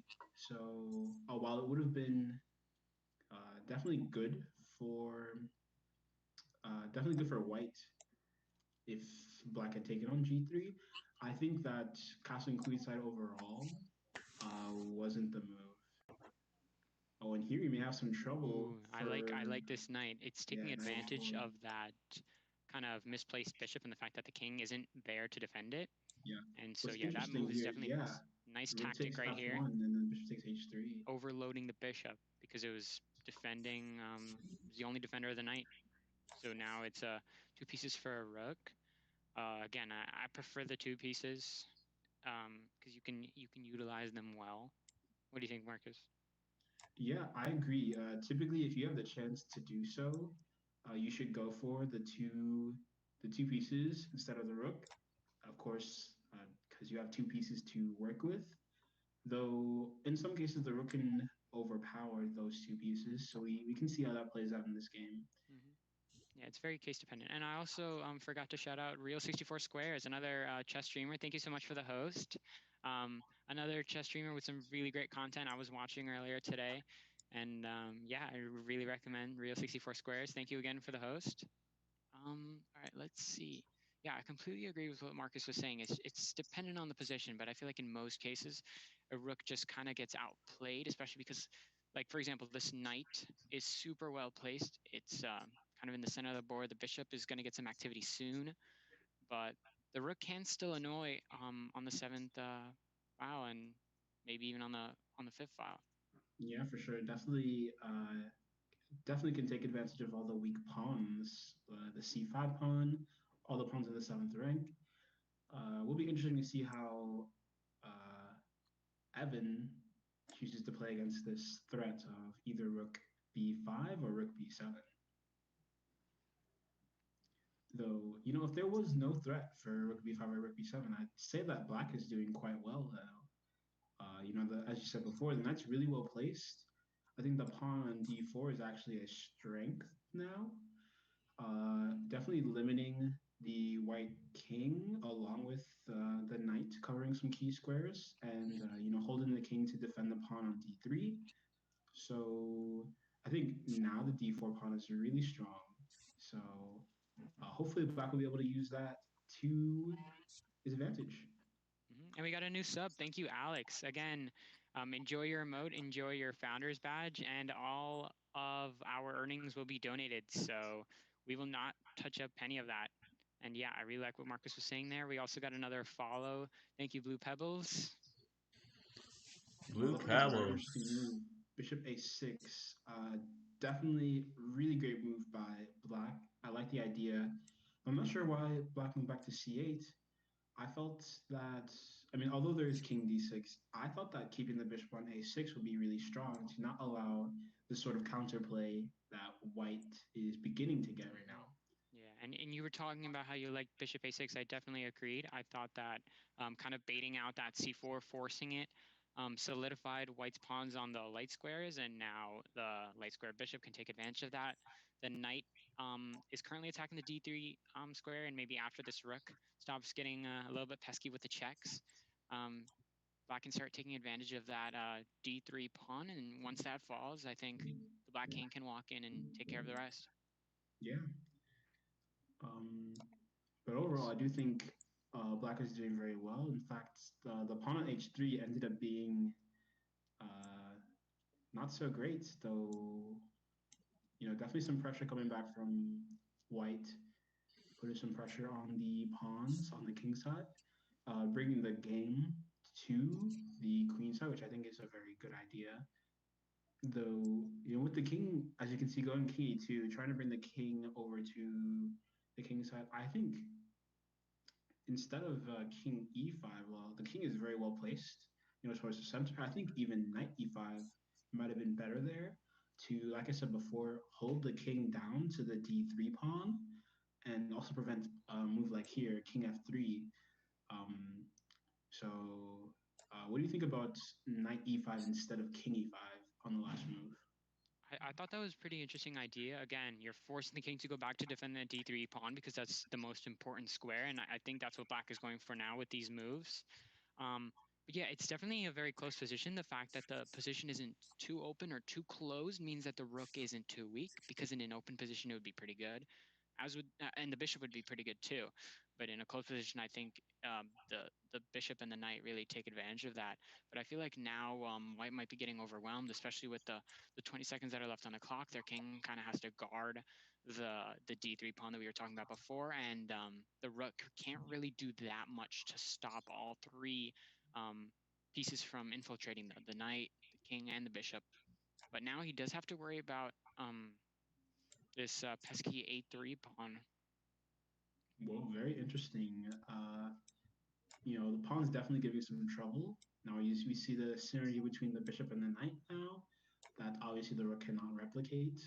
You got the pawn on g5 that may be hard to defend, but also you got a pass pawn on d. So definitely a lot of potential for both sides in the position. Now attacking some weaknesses, putting the bishop on the long diagonal of the board, which will cover the queening square of the a pawn. So really well Always played. sack it, right? Oh, interesting move. Whoa. Putting a piece in front of it so that when you promote, the bishop no longer covers that. And the only sad part is that black promotes and checks first. Yeah, and I think well, rook d5 was clever. It doesn't even work because there's even bishop takes b5, forcing the pawn to take. All right, evened up the match. Yeah, 1-1. I was You well know, played. I'm alive. Well played by Evan there. Really consolidated with his advantage. So nice work, Evan. And it's currently 1-1. So let me know when you guys get in a rematch. Somebody asked how you get BK points just by viewing and chatting, I think. We have some fun challenges there. We might not be doing them in this video just because it's only them playing. And by the way, just as a reminder, everyone, if you are watching the BK chess stream, turn on Premier Chess. If you are watching the Premier Chess stream, turn on BK Chess. Mm-hmm. Oh, we have over 30 viewers. Thank you, everyone. Remember, check out Premier Chess. This wouldn't be possible without him. And if you're on Evan's channel right now, check us out. Ooh, very interesting opening. I missed the beginning. Somebody asked about BK points. BK points are something we unlocked because we're an affiliate. You basically just get it for viewing. It's completely free, and you what's it called? Can unlock cool challenges and or make us do stuff like sacrifice or play an opening of your choice. So yeah, this is a very interesting opening here. Black's being Keto Bishop is locked in nicely by that the pawn chain there, and I don't know, the position is kind of interesting when he chooses to castle kingside this time.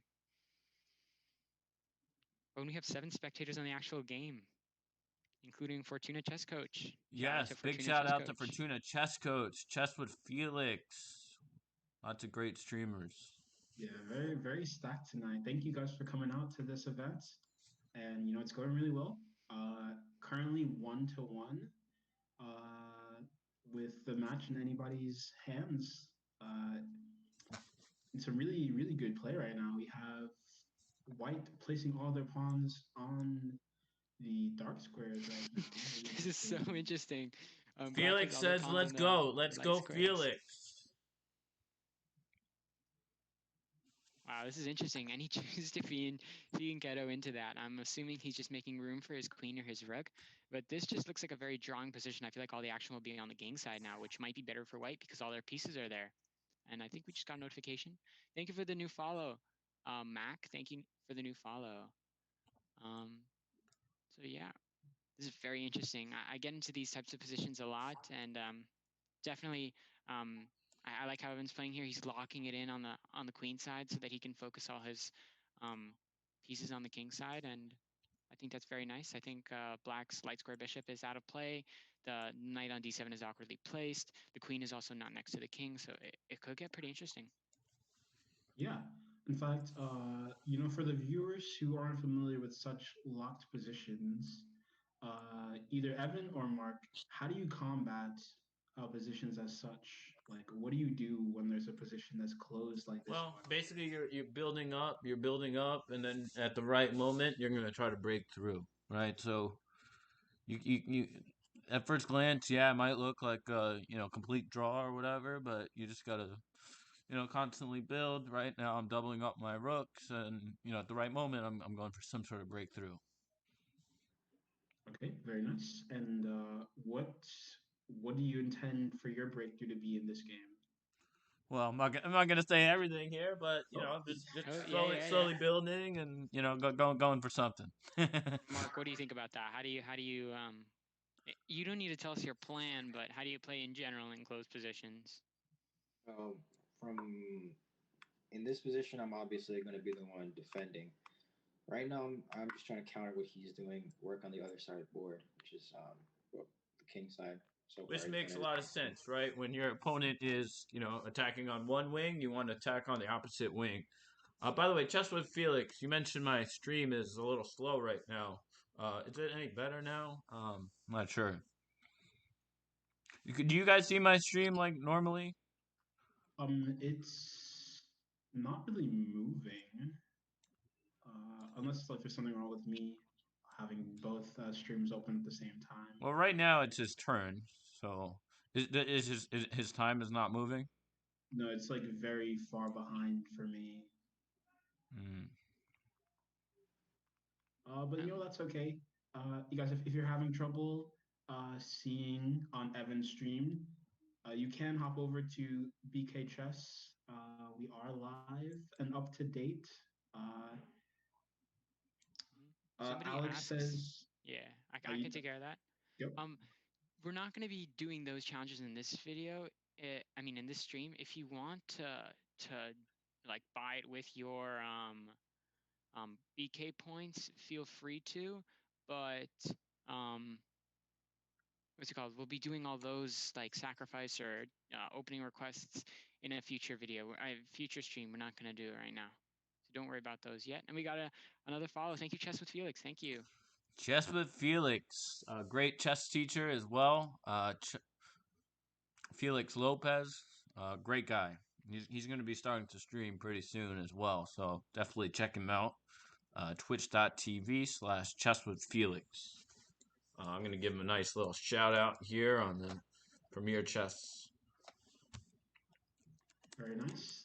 And just to address Spike Kid, we are intentionally just a little bit behind so that, the things we're talking about, can't be replicated in the actual games. We're just a little behind so that if we start spewing out some ideas, the NMs don't take them, though of course they can think for themselves. Yeah. They're much stronger than we are. Yeah. Also, it's important to note that we're not like doing this on purpose. Twitch is like naturally like that. We can't follow along perfectly just because of how we need to upload the stream to their servers, and then you need to watch it from their servers. So everyone has a different delay too. So again, open up both streams, but you can mute one just so that it doesn't get in the way. Yeah. Hello, Jed. Thanks for a comment. Okay, I gotta start moving a little bit more quickly here. Of course. Okay, Yeah, let's go. it's getting really intense. The time pressure is starting to get to both players, and Pablo and Adam both redeemed Pawn Champ. Thank you, thank you. Yeah, and what I'm doing right now is I'm just trying to manage both chats. I'll be trying to bring over people on Evan's stream to our stream just in case they're experiencing some lag. Yeah. So let's take a look at the game. Both players have around 20 seconds. There is a little bit of increment, so they might not flag necessarily, but ooh, this move. Wow. Getting that nice, taking advantage of these bishops. Because right now the black bishop is again stuck in from the very beginning of the game, and black has resigned. So yeah, really, it's really well played. currently 2-1 to Evan. Congrats, Evan. If you guys can get another game. All right. We're All right, again. Spike it. It looks like my stream, by the way, is going better now. I see the live, chat. So Somebody asks about the wooden shield. I'm not sure what you mean. If you're referring to our custom emote, that's the Pawn Champ emote. It's my face on top of a pawn. All right, let's get into the game. Oh, Yeah, okay. So they play the same opening. Yeah. Hopefully there will be some improvements. So I'm okay. I got a pretty good position out of this line last time. So, we'll see. But so far, I'm confident about playing this again. I like these f4 ideas, definitely opening up that fianchetto bishop that's currently blocked in. Your bishop on c1 can stay there until you find a move for a place for it to go. It's honestly not too bad on c1. It also covers the e3 square. I know the knight's on d1 and it covers it too, but there could be ideas like knight g4 and then knight e3 later. But yeah, I just overall, I prefer white's position just because I play these positions all the time. But yeah, see that knight g4 is very common, and bishop blocks it, the queen block it, so that's nice. We also got a notification. Thank you for the follow, Docsmaster. Nice. And if you see on the board, you have a knight on f2, which covers the problem of knight g4, knight e3, as Jacob was explaining before. And black goes ahead and gets rid of that knight. Now we're gonna have a queen and rook on the f file, potentially some pressure towards the black king. Setting up these bishop queen battery, and as I was talking about before, your bishop on c1 kind of woke up once it found a square to go to. So now you might want to trade it for the other bishop. And overall, I just really like White's position just because I prefer playing these types of positions. But for sure, it's more complicated than that. And we also got to follow. Thank you, Jed M. Levine. Thank you. Yeah, nice. Jed Levine, by the way, is a good friend and colleague of mine, and he is an absolutely phenomenal K-12 tutor. Everyone, anyone needs K-12 tutoring, virtually or in person in the New York area, Jed Levine is your guy. Right. Very cool. Very cool. Marcus, what do you think about this position right now, especially the bishops, maybe the middle game in general? Because I feel like we've moved on from the opening. Yeah, for sure. I really like these types of positions for either side where they can fiend kettle their bishop and go h3, king h2. Really defines the solidification that the fiend kettle bishop provides to a king's defense. And when you bring that king to h2, I think you should just chill for the entire game. Like you Hmm, don't really that's have many interesting. weaknesses, and yeah, I'm really liking that for white. But also, there's a lot of potential for black with that bishop on e6, with a lot of range. Watching that a2 pawn can potentially take it at some point in the game. Hmm. Um, I also but like that f6 move. I'm sorry, that was very nice. I think the whole idea was that if White wanted to trade queens and he took the queen, then this new pawn on e5 would have been replaced, blocking in the bishop, and the only way to get it out would have been like an h4, a bishop h3. That was really nice. Definitely don't want to take the queen there because then White gets the nice e4 and f4 pawns, which just are super strong. And yeah, now yeah, there's a lot of play in the queen side, which is interesting. I think even more interesting is the uh, you can really see how the pawns really determine how strong the bishop are here, as the bishop on e6 has a lot of mobility and is doing more with the threatening here, whereas the bishop on g2, while being a very strong defender, is quite blocked in by most of the pawns, as they are all on light squares, as opposed to with the exception of the g3 pawn, while most of black's pawns are all on dark squares, which Hmm. bolster the power of the light square bishop on e6. So that may come into play as the game progresses. Yeah, for sure. I think it's very interesting to note that when you're playing with bishops, you never want the pawns to be on the same colors, especially if you're playing only with one bishop. In this case, I really like how Evan's playing. He's placing his pawns on dark squares so his bishop can move freely, and the pawns are just super strong. But Mark, I guess it was unfortunate because a lot of the pawn moves he made were in the opening, so it was to be expected. But now, yeah, he really wants to trade that bishop because Black's bishop just has a lot more prospect, and I don't know, this is just becoming more and more drawish. I feel like yeah, definitely a rook f5 move spices things up because now attacks two pawns. Um, that's interesting. Well, yeah, not right now, but Yeah, because you guys can't see that. If the rook were to take the pawn on e5, the rook on f1 is undefended. mhm. So yeah, I just think this is going to end up as a draw. Yeah, definitely some drawish potential here, especially if like the rooks trade off. I don't see much play for either side. With of course, with the pawns on opposite colors, like we mentioned before. So Yeah, the only real play is on the king side, and that's interesting. He moved his king around.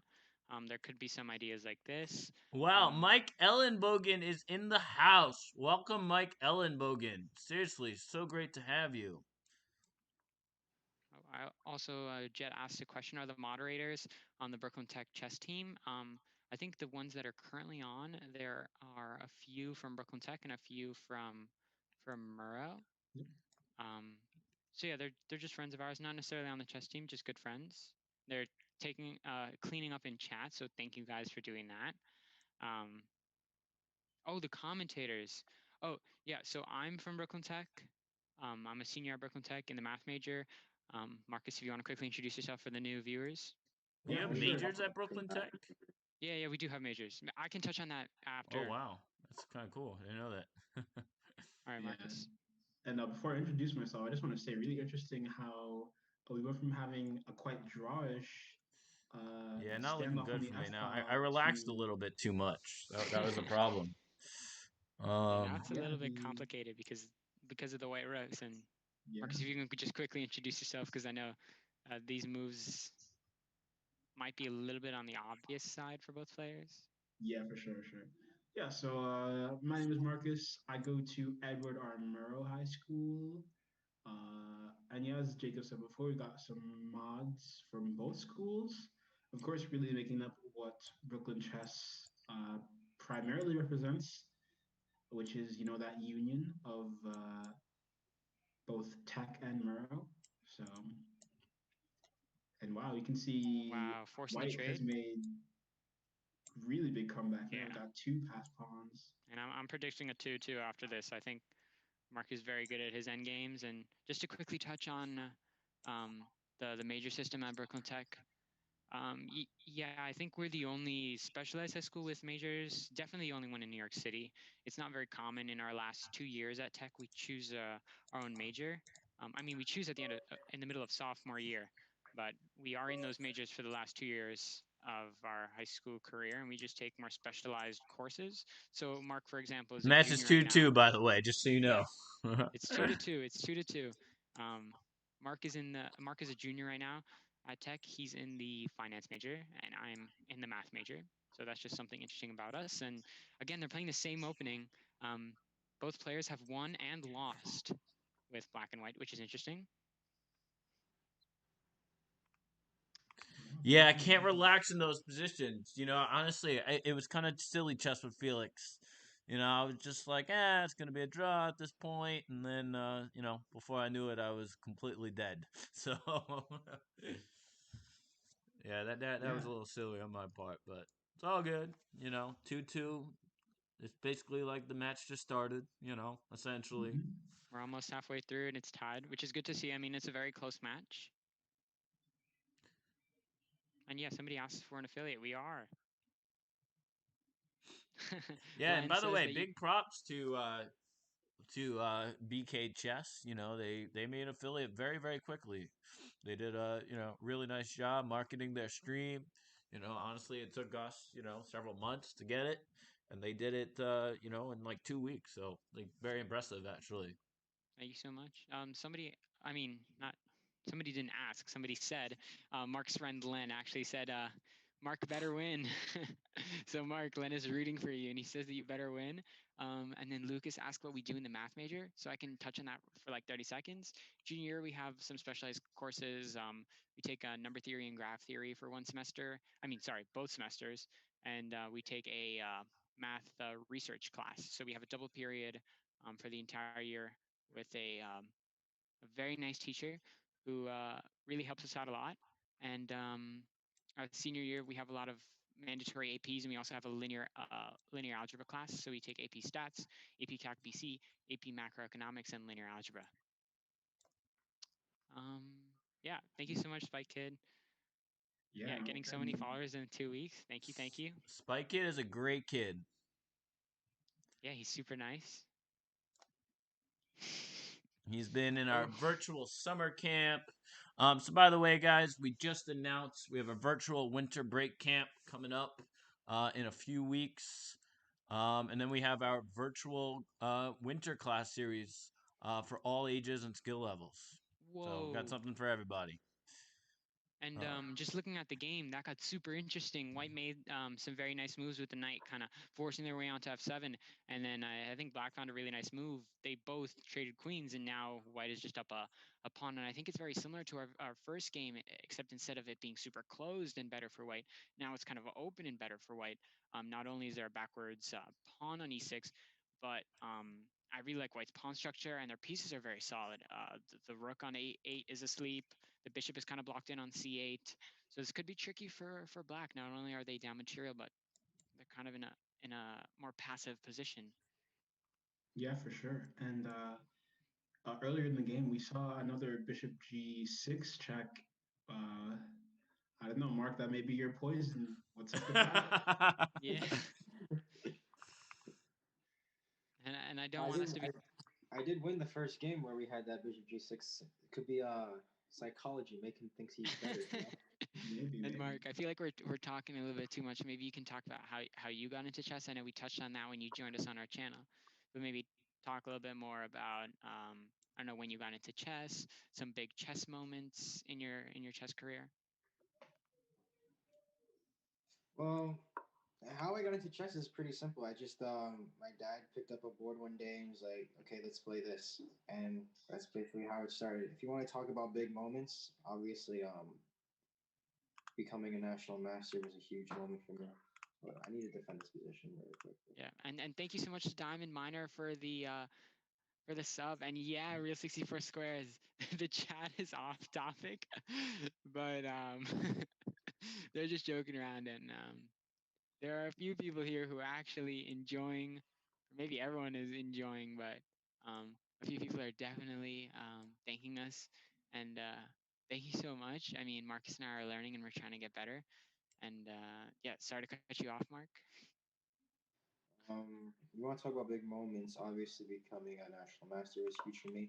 Another big moment for me was when I beat my first GM, which was Steingrimson. He I don't know if you've heard Steinbergson. of. I never even heard of him. He was a former Icelandic champion. Oh It was Oh, a wow. really? rapid, yeah, it was a rapid game, so it's not that crazy, but it was still Well, can you tell us about very that big game? moment for me. Like, how did that happen? How did you feel? That game was crazy. I was down a pawn, but I feel like he got relaxed. Like he was just like, okay, this is just some 2000. I'm up a pawn. I can coast. And then I just complicated the position because it was a rapid game. He made some mistakes. Nice, nice. And when did you like? What was a tournament where you got your final norm or your final the boost to reach 2200? Yeah, so it was at the Marshall Chess Club. It was another action tournament actually. I played a lot of action tournaments. Um, I've been hanging around like 2100, 2150 that area for a while. I've gotten pretty close to 2200 a few times, but I always drop back down. Yeah, and that happens to everyone. Yeah, I was 2199. I was like the next thing I knew, I was like 2090. Etc. So that's typical. I mean, that happens to everyone. I feel. yeah. Then I just this one night I just had this crazy tournament. So it's like hard to even think about. First round, I was uh I was like in the middle of the pack for the seeding. So I played the first seed, which was actually Michael Rowe. He's a pretty Who pretty good teaches for GM. us a little bit, by the way. Yep, he's a pretty good GM. Not in his prime anymore, but he's still pretty strong. And it was actually a game like similar to the one we're playing now, except I didn't. I'm not in a losing. I wasn't in a losing position. And to be honest, he didn't really blunder. I just kind of outplayed him. I don't know. Maybe he was just having an off night. And then next round, I played Jay Bonin, another guy who's past his prime, but still a strong player. And very similarly, I got into a better position against him. And but Jay Bonin, he's played like literally tens of thousands of games. I played Jay, by the way, 58 rated games. Yeah, he played the most. Yeah, he plays in a lot of tournaments, like at the Marshall and stuff like that. And by the And just way, you're gonna see it soon. There's a Chess Life article about Jay in the December 2020 Chess Life magazine. oh, nice. You're gonna see it Um, very. I just saw a preview of it today. In fact. we're also looking at a very interesting position. Both white and black have a knight and a bishop, but and two pawns on the queen side, but white is going to try to take advantage of their three pawns on the king side. I think it's also very nice that black has their king on the king side, and they can at least try to stop this. This knight move is very annoying because they can try to get that pawn, but I think oh, he's giving up the bishop for the pawn. This is going to be Oh, What the hell was that? nice.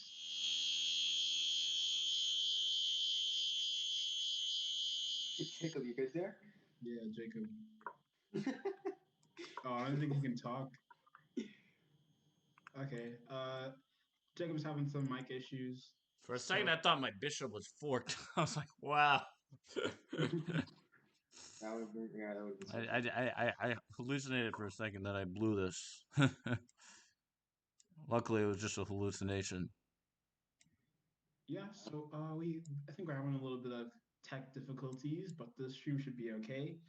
Um, yeah, sorry, headphone users.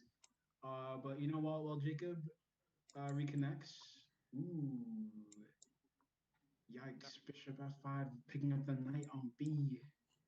Not even Yikes! gonna be made. All right, well played.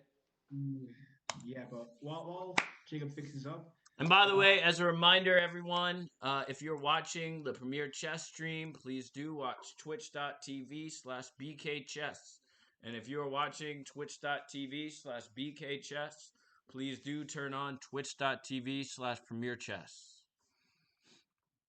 okay, and yeah, Jacob's gonna fix up a couple things, but we'll be right back.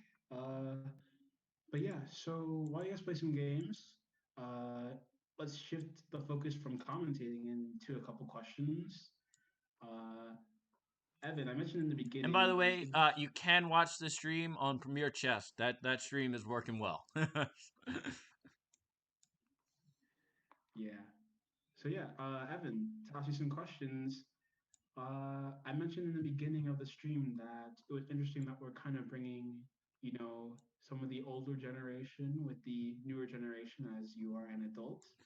Basically, they're calling me old, guys, just for the record. But no, all We're good. not calling you old. We're not calling you old.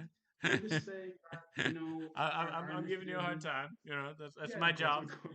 as an older All guy. banter. But yeah, um, essentially, it's just, it's interesting how you're working with us. Like, how does, I don't know if I'm phrasing this right, but does it make you feel any type of way that you're working with, you know, not only the fact that we're new to Twitch, but we're also like we're kids as opposed as adults. So how does that make you like? How do you respond to that? Like, what is that? What is Yeah, that for you? I mean, look, I'm a big believer that especially look, we're both relatively small streamers into this thing. By the way, I don't like the term small streamer or small business, right? Because everyone is growing, right? So I think that is important to think about. But I tell students all the time, actually, right? You can't have any ego if you want to be a good chess player, right? So, and I know, by the way, right, without any ego, you guys have been, promoting your stream really, really well. When Marcus reached out to me and I first turned on your stream, and you had what 30 people, watching. I was impressed. Right now, like yeah, I've been streaming longer. I run a company. You don't, but you have more people watching your stream right now, right? I get that. So I think that there's a lot that we could learn from each other, and that is yeah incredibly important. Yeah, for sure. Evan, just one thing. Uh, Jacob's trying to rejoin the Zoom. You gotta let him in, I believe. Yeah, yep. Sorry about that. Hi Jacob, you're good to go now. But yeah. Hello, everyone. Can you guys hear me? Yeah, you're good now. All right, let me fix. All right. Okay, Sorry, this everyone, is a we're little back. bit of a messy position, so I gotta figure out what's going on here. Um, hmm. Um,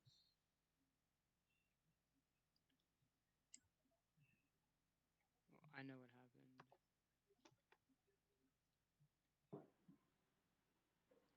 Yeah. But yeah, in fact, Evan, you were talking about how, yeah, I really like how you said, there's no real small business. I really like that mindset. But you were talking about how, you have a company, we don't. Can you kind of expand on that for the viewers who don't really know about that? yeah. So I mean, for one, just a little bit about our company. Premier Chess. We do it all actually. We do a lot of school programs. We do corporate classes. We do private lessons. And by the way, one thing I would absolutely love is I don't know if you guys know this or not, but I actually bring a team of high school and college students every year to teach for 6 days in Moshi, Tanzania, together with Make a Difference Now.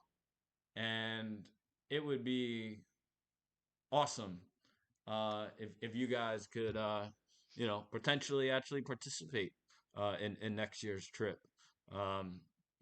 Make it if you go to gomadnow.org, you could see the details for the trip.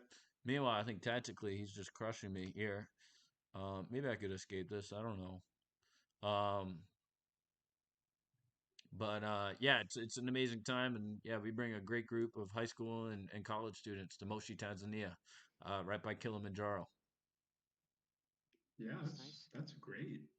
In fact, I think in the future, as we continue to expand uh, and get more following and reach more people, I think that we could potentially, extend the opportunity to our viewers. Yeah. And Oh, and no, I mean, right now we can. Gomadnow.org. Chess. Everyone could actually apply today. I'm providing the link here. Actually, I'm gonna do it after this game, so I don't like run out of time. yeah, Even though I think he might checkmate me before I run out of time. To be honest. Gee, am I okay here? I don't even know. Um, yeah, this is getting bad. Ooh. For those who are watching, Rook H6, the idea is if the king takes the rook, the queen on G4 is no longer defended. Uh, but yeah, white trades down with a seemingly better position, but there's no real way to hang on to the pawn on F7. So now we'll see how this endgame gets played out. And hopefully Mark can come out on top to tie up the score.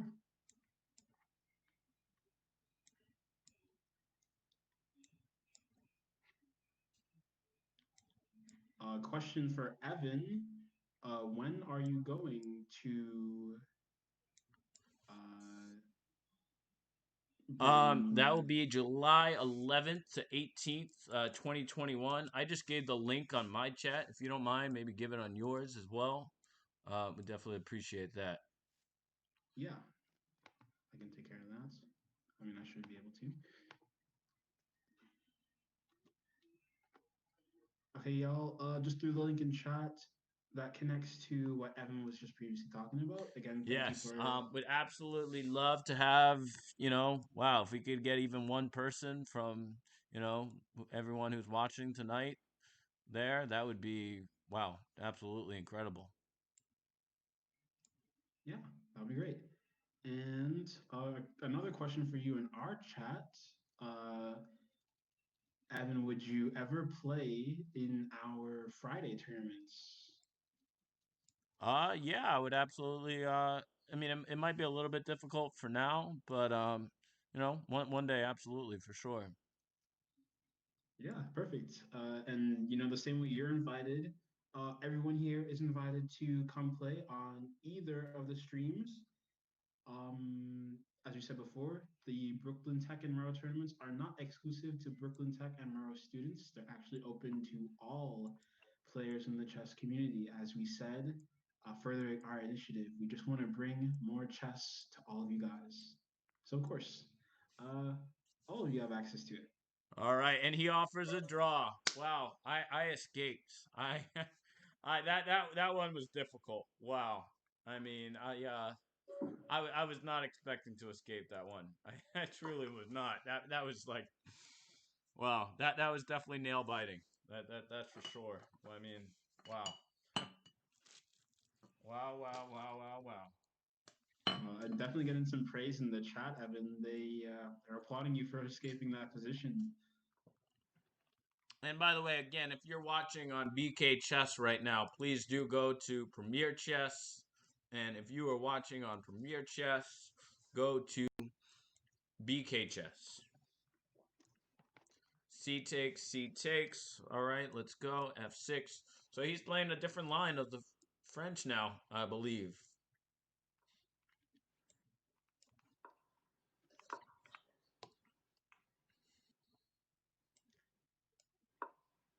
Yeah, very interesting here.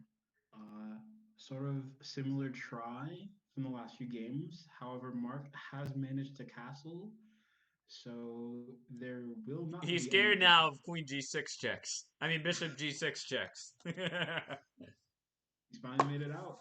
No, he's definitely improved. You know, he's playing main line now. Bishop takes D6. Mark getting some love in chat from Kyle, saying you're his favorite person. Thank you, buddy.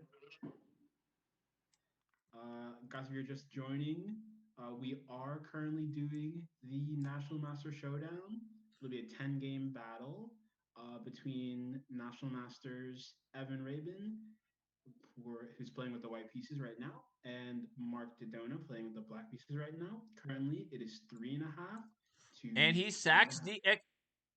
and he sacks the exchange. What a sacrifice. But will it be enough? Currently, I don't know. And maybe, just maybe, Mark can come out on top and tie up the score here. Ooh. But Mark falls for the bishop takes h7 No, but he's got a check. strong center. This is not clear because I obviously can't play rook takes d5. You know, that would run into... Wow, this is not a very clear position whatsoever. Very This true. is not very clear. You know, what an incredible exchange sacrifice on f3. Definitely complicating the position for white and keeping the really strong bishop that is no longer opposed on d7, which can be maneuvered My around. instincts tell me I'm doing well here, but I'm not 100% sure. Yeah, definitely double-edged here with the bishop being really strong as the position is open. So this is a game that could for sure go in anyone's favor. Jacob, what are your thoughts on the position? I think Jacob might be still having audio. Yeah. Am I coming through on the Zoom? Yeah, you are. I think so. I don't think I'm coming through on the stream. So wait, I might. Yeah, just with Felix, this is a mess. This is an absolute mess. Wow, I don't know what's going on here. I might just be losing here. Those pawns are coming at me. Hey, thank you, Leo, for the sub. Very I guess I greatly gotta come appreciated. here. Yep, thank you. Enjoy your emotes. Yeah, if My Felix OBS doesn't is like not those working. pawns, he says. I don't either, Felix, to be honest with you. I don't like those pawns either. They're not very nice. Definitely not nice. All right, so I'm gonna play rook d2. I'm gonna try to slow down his pawns. Okay, that's okay. I'm okay with that. I'm okay with that.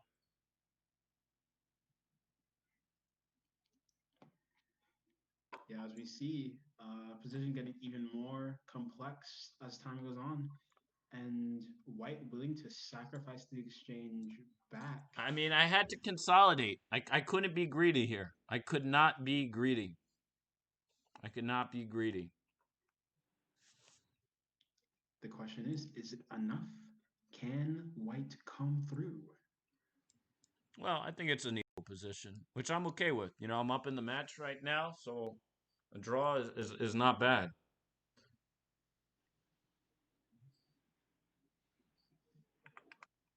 Yeah, I was not expecting you to sacrifice it back there. I didn't mind. I just wasn't expecting it at that moment.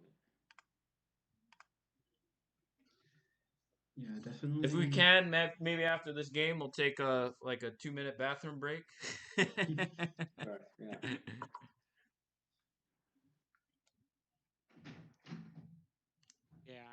my audio is working on your stream, Evan, but it's not working on mine. Well, maybe you have the mic settings a little bit off. Yeah, I need to check on that. Yeah, if you go to Streamlabs, look at mic volume. That might be it. No, when I put it up all the way, it doesn't even go through like when I talk. Mm. It's weird. I can figure it out for next stream.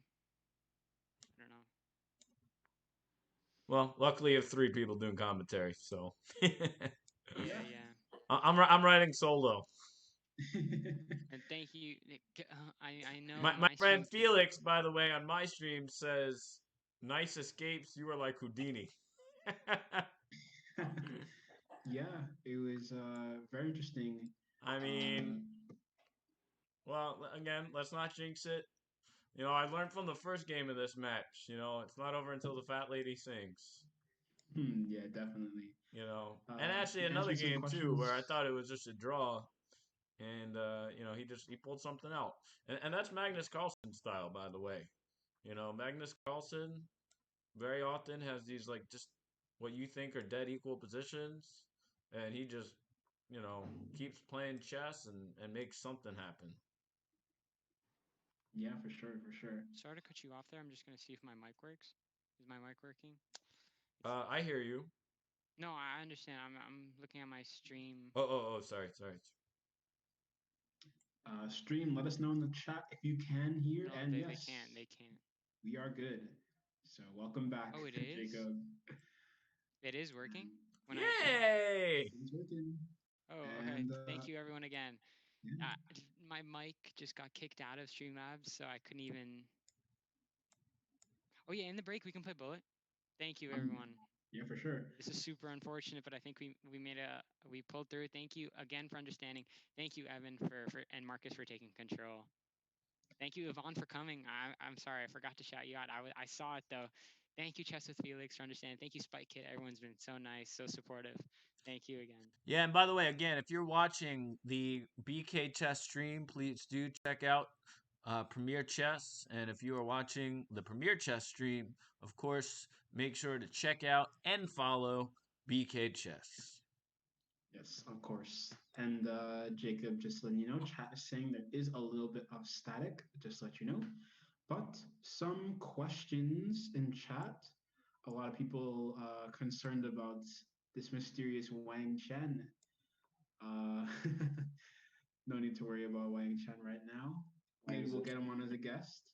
Who knows? But Wang Chen is a chess player currently, graduate of Murrow, and longtime friend of mine. I went to middle school with him. He's in a higher grade than I, and yeah, he's a very dynamic character, and I'm very happy to have had him on the team. But yeah, maybe we'll get him on sometime in the future. And speaking of the team, Mark Dodona is actually one of my teammates while being a year younger than me. Definitely one of the stronger members of the team. So I wonder, Mark, what is something you have taken back from being with the 318 chess team in middle school? Oh, and Being in by the the way, I have to say, I'm sorry, but you said 318. I'm going to give you 3 guesses. What special guest is coming on the Premier Chess podcast on December 7th? Yep. Mr. Galvin? No. Ostrovsky. What? Ostrovsky. No. No. Can you give me a hint? Spiegel. Yes. Just say every coach they have. Exactly. Spiegel, by the way, has been there definitely way longer than Ostrovsky, and I'm not sure about Yeah. Galvin. I think Galvin has been there longer, but So Spiegel's we're gonna been there take a a long quick time. break. We So might yeah, play it's some bullet. 10:49 Eastern Standard Time. Maybe we'll do until 10:43. Yeah, for sure. But to let you guys keep you updated, we are currently 6 games into the match of 10, and it is 4-3 in Evan's favor. So we're gonna we're gonna take a little break, and maybe Jacob and I, as you said before, we can hop in a game just to give you guys something to watch while we give the two national masters a little time to cool down. I just realized the Zoom didn't update. Wow, this is being a big fail. Thank you, Leo. It wouldn't be possible without you being an amazing mod. And we've Wan Chen, updated. Oh my god. we will try. We will Sorry try about for that, you. everyone. I'm not even sure if they can hear me, but Marcus can hear me. And if Marcus, if you can just reiterate that everything has been fixed, but I don't think we'd be able to play any bullet just because of the setup. Oh yeah, very true. There we can hear you according to chat, so you're good. Let's see. Yeah, I just quickly listened in, and I think the noise suppression is better. So let's quickly take a look at maybe previous games in the series, or maybe you can answer some questions in chat. If you can monitor Evan's chat, I can monitor our chat, and we can just go through the chat. Yeah, a lot of people are talking about Wang Chen. He could come on as a special guest. We have some other friends that could also come on, like Robbie. Mark could come on more. Aziz John could make a return, for sure, for sure. A lot of great friends of ours. And yeah, I just want to say thank you again for being so supportive in the chat. This is one of our longest streams, so it's not something we're used to, but we're making do some coaching in our streams on Saturdays after the CAS tournaments end, or on Fridays after our chess, not our chess, after our Tech and Muro tournaments end. We do ask viewers for games. So if you have any games, feel free to. Where did everyone go? What do you mean? That's a Oh, very they good went. They question. went for a quick bathroom break. Oh, Mark is back. Mark, while you're here, tell us. I don't know. How are your openings? Are you working on anything new? Are you trying to change up your opening repertoire? Pretty much the only transition I'm trying to make is I want to move away from the French is black and start playing like the modern like stuff you play like G6, Oh, E6. you're actually gonna play that type of stuff? Yeah, I'm trying to learn it. I mean, I've been playing it since I was like 1200. I don't remember playing a different opening for black. I've just always played it against every single white line. I think this is probably an unpopular opinion, but I've I think the modern is very good, but like the perk or the Pierce, as people say, I think that's the actual pronunciation. But uh, I think the I think the Pierce is one of the to me it's one of the funnier openings. Do something with you and Dad. I like to say that it I'd rather is. do something with you and Dad. Sorry, everyone. I gotta go. And yeah, Some the bomb cloud is just a joke opening. So yeah, it's nice to know that Marcus can move All on. right. I am back, guys. 10:53. Right, we have three Let's more finish things games. off. We got 3 more games. The last I two have actually been just got a draws. text message from Fortuna Chess Coach. Big shout out everyone to Fortuna Chess Coach. Absolutely amazing streamer. We actually did a nice co-stream last night. BK Chess. I'd also encourage you, if you can, to give him a nice shout out as well. Yeah, Real 64 squares. Might have been from earlier, not sure, but really appreciate the follow. Thank you so much. And okay, here we All right, let's are. get into it. Let's I don't get have into too it. much 3 more time, games. so we might not be able to do anything after the series ends, but we do have 3 games left. Thank you everyone for sticking around. And just Especially as a reminder, guys, if you are watching the BK Chess stream, please do follow and like the Premier Chess stream, and of course, vice versa. Right. Okay, let's They see. got Is a he gonna rematch, play so Queen let's see. E2 again? That's the question. Hmm. No, he did not. Interesting. This is a French now. Uh, Marcus, Well, do you no, know the just a French? Carol. This is Oh, Caracon, yeah, sorry. this is Caracon. And I'm by the actually way, quite Mark, familiar for the with. record, I did actually prepare that a little bit earlier. I happened to see literally one of your Blitz games, one of them, and I prepared against the Queenie too, against the Carol. Nice. Yeah, sorry about that. This is the Carol Con, so Yeah, this um, is the classical variation, if I'm correct. Yep, which I play, as both sides actually. So it'll be interesting. I prefer white in the classical, though obviously it's a very, I like most openings, very double-edged. I'm used to seeing not bishop d3 right away, but an Four. h4, Yeah. h5 to give some pressure first. But I think either is fine. But essentially, white is gonna, try to develop and castle on the queen side and get in an attack on the king side. But black also has the opportunity to castle queen side in some variations. So very, By the way, very. I want to point out my good friend Jed Levine just sent me an email. Normally, I don't actually email during streams. It's a little distracting, but just kind of had to since he said read Twitch. He said, and again, this is me not having an ego, was much better on the BK Chess channel. Thanks for the shout out. Focusing mostly now on SAT/ACT prep for high school students.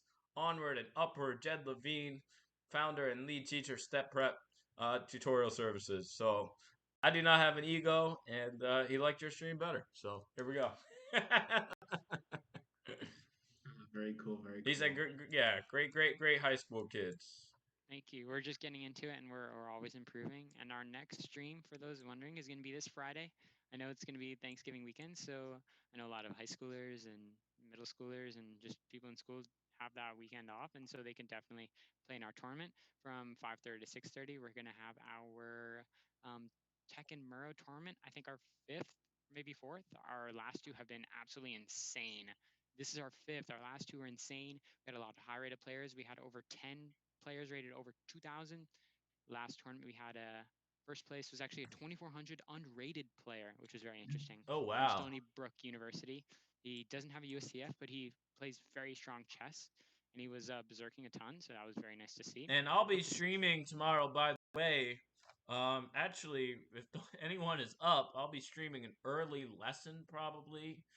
Well, actually, I probably won't be streaming that, but at 11 o'clock, I'll be doing a stream, recording a podcast episode with my good friend Terrell Harriet. And he is actually, by the way, also an amazing chess streamer. Falls Hope. Definitely encourage you to, check him out. Okay, so Queen The B6. chat has died down, so I'm going to try to revive it. If you guys have any questions for the players, we can ask them. If you guys have any questions for us, maybe about the position, chess in general, definitely answer those. They're currently in their 8th game of the series, 3 more games. Evan is winning 4-3. The series is very close. The last 2 games have been draws, so maybe Mark can turn it around. Maybe he, what's the strat, Mark? Do you want to play super aggressive to try to get that win, to get ahead, or what are your thoughts? That's a last resort. That's like game 10. Right now, I'm just trying to get back in, like just even it up. I'm just playing normal chess right now. Oh, sorry, Spike Kid, for missing that question. And no, I haven't heard of that opening.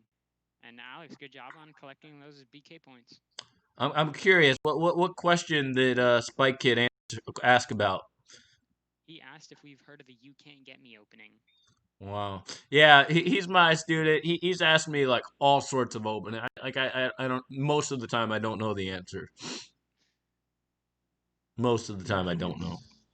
I think it's kind of cool. I know a couple, the Random openings. the random openings. It's usually a question Whoa! that And he said he wasn't like trying to do anything crazy in this game, and he's He just sacks, going he's for it. bringing the queen in, he has his bishop there, his knight there, his rook could lift up. And this could get interesting. So we're just going to kind of segue away from those questions and into the position. Once it gets more quiet, we might do that again. But yeah, I guess people are getting so many BK points that we might have to raise the the minimums for a lot of those big challenges. Yeah, for sure. Anyway, let's get But back yeah, into it. speaking of Wow. the J- sack, Jake, I saw no reason not to sack. I mean, it felt like a very good opportunity, and Wow, he is like and now utterly yeah. crushing me here. He has to defend with a 98 to defend it, and you never want to Let's see see if that. I can pull my, as Felix says, if I can pull a Houdini here. Probably not. what's interesting though is that with 98, arises a problem with the Wait, king let's side. not try to give too many Of course, of course. to Yeah. hints because I think this is a very like complicated position. We want both players to be I don't know, to play fairly. Leo redeemed a mode request. We'll take a look at all those requests at our next regular stream. I'll take a look at that. But yeah, guys, keep it up with the I questions. might actually be okay now. I might have pulled this off. I don't know. What do you think, Jacob? I think it's super complicated, but I really like how even though Evan's pieces are kind of passive, he's taking advantage of the fact that he's up a few of those minor pieces to really control the king side, and hiding behind that h7 pawn is definitely a common idea. I really like that actually. That's interesting. Okay, Yeah, and trading what's also rooks. interesting here is I have a bit of a coach, and he tells me that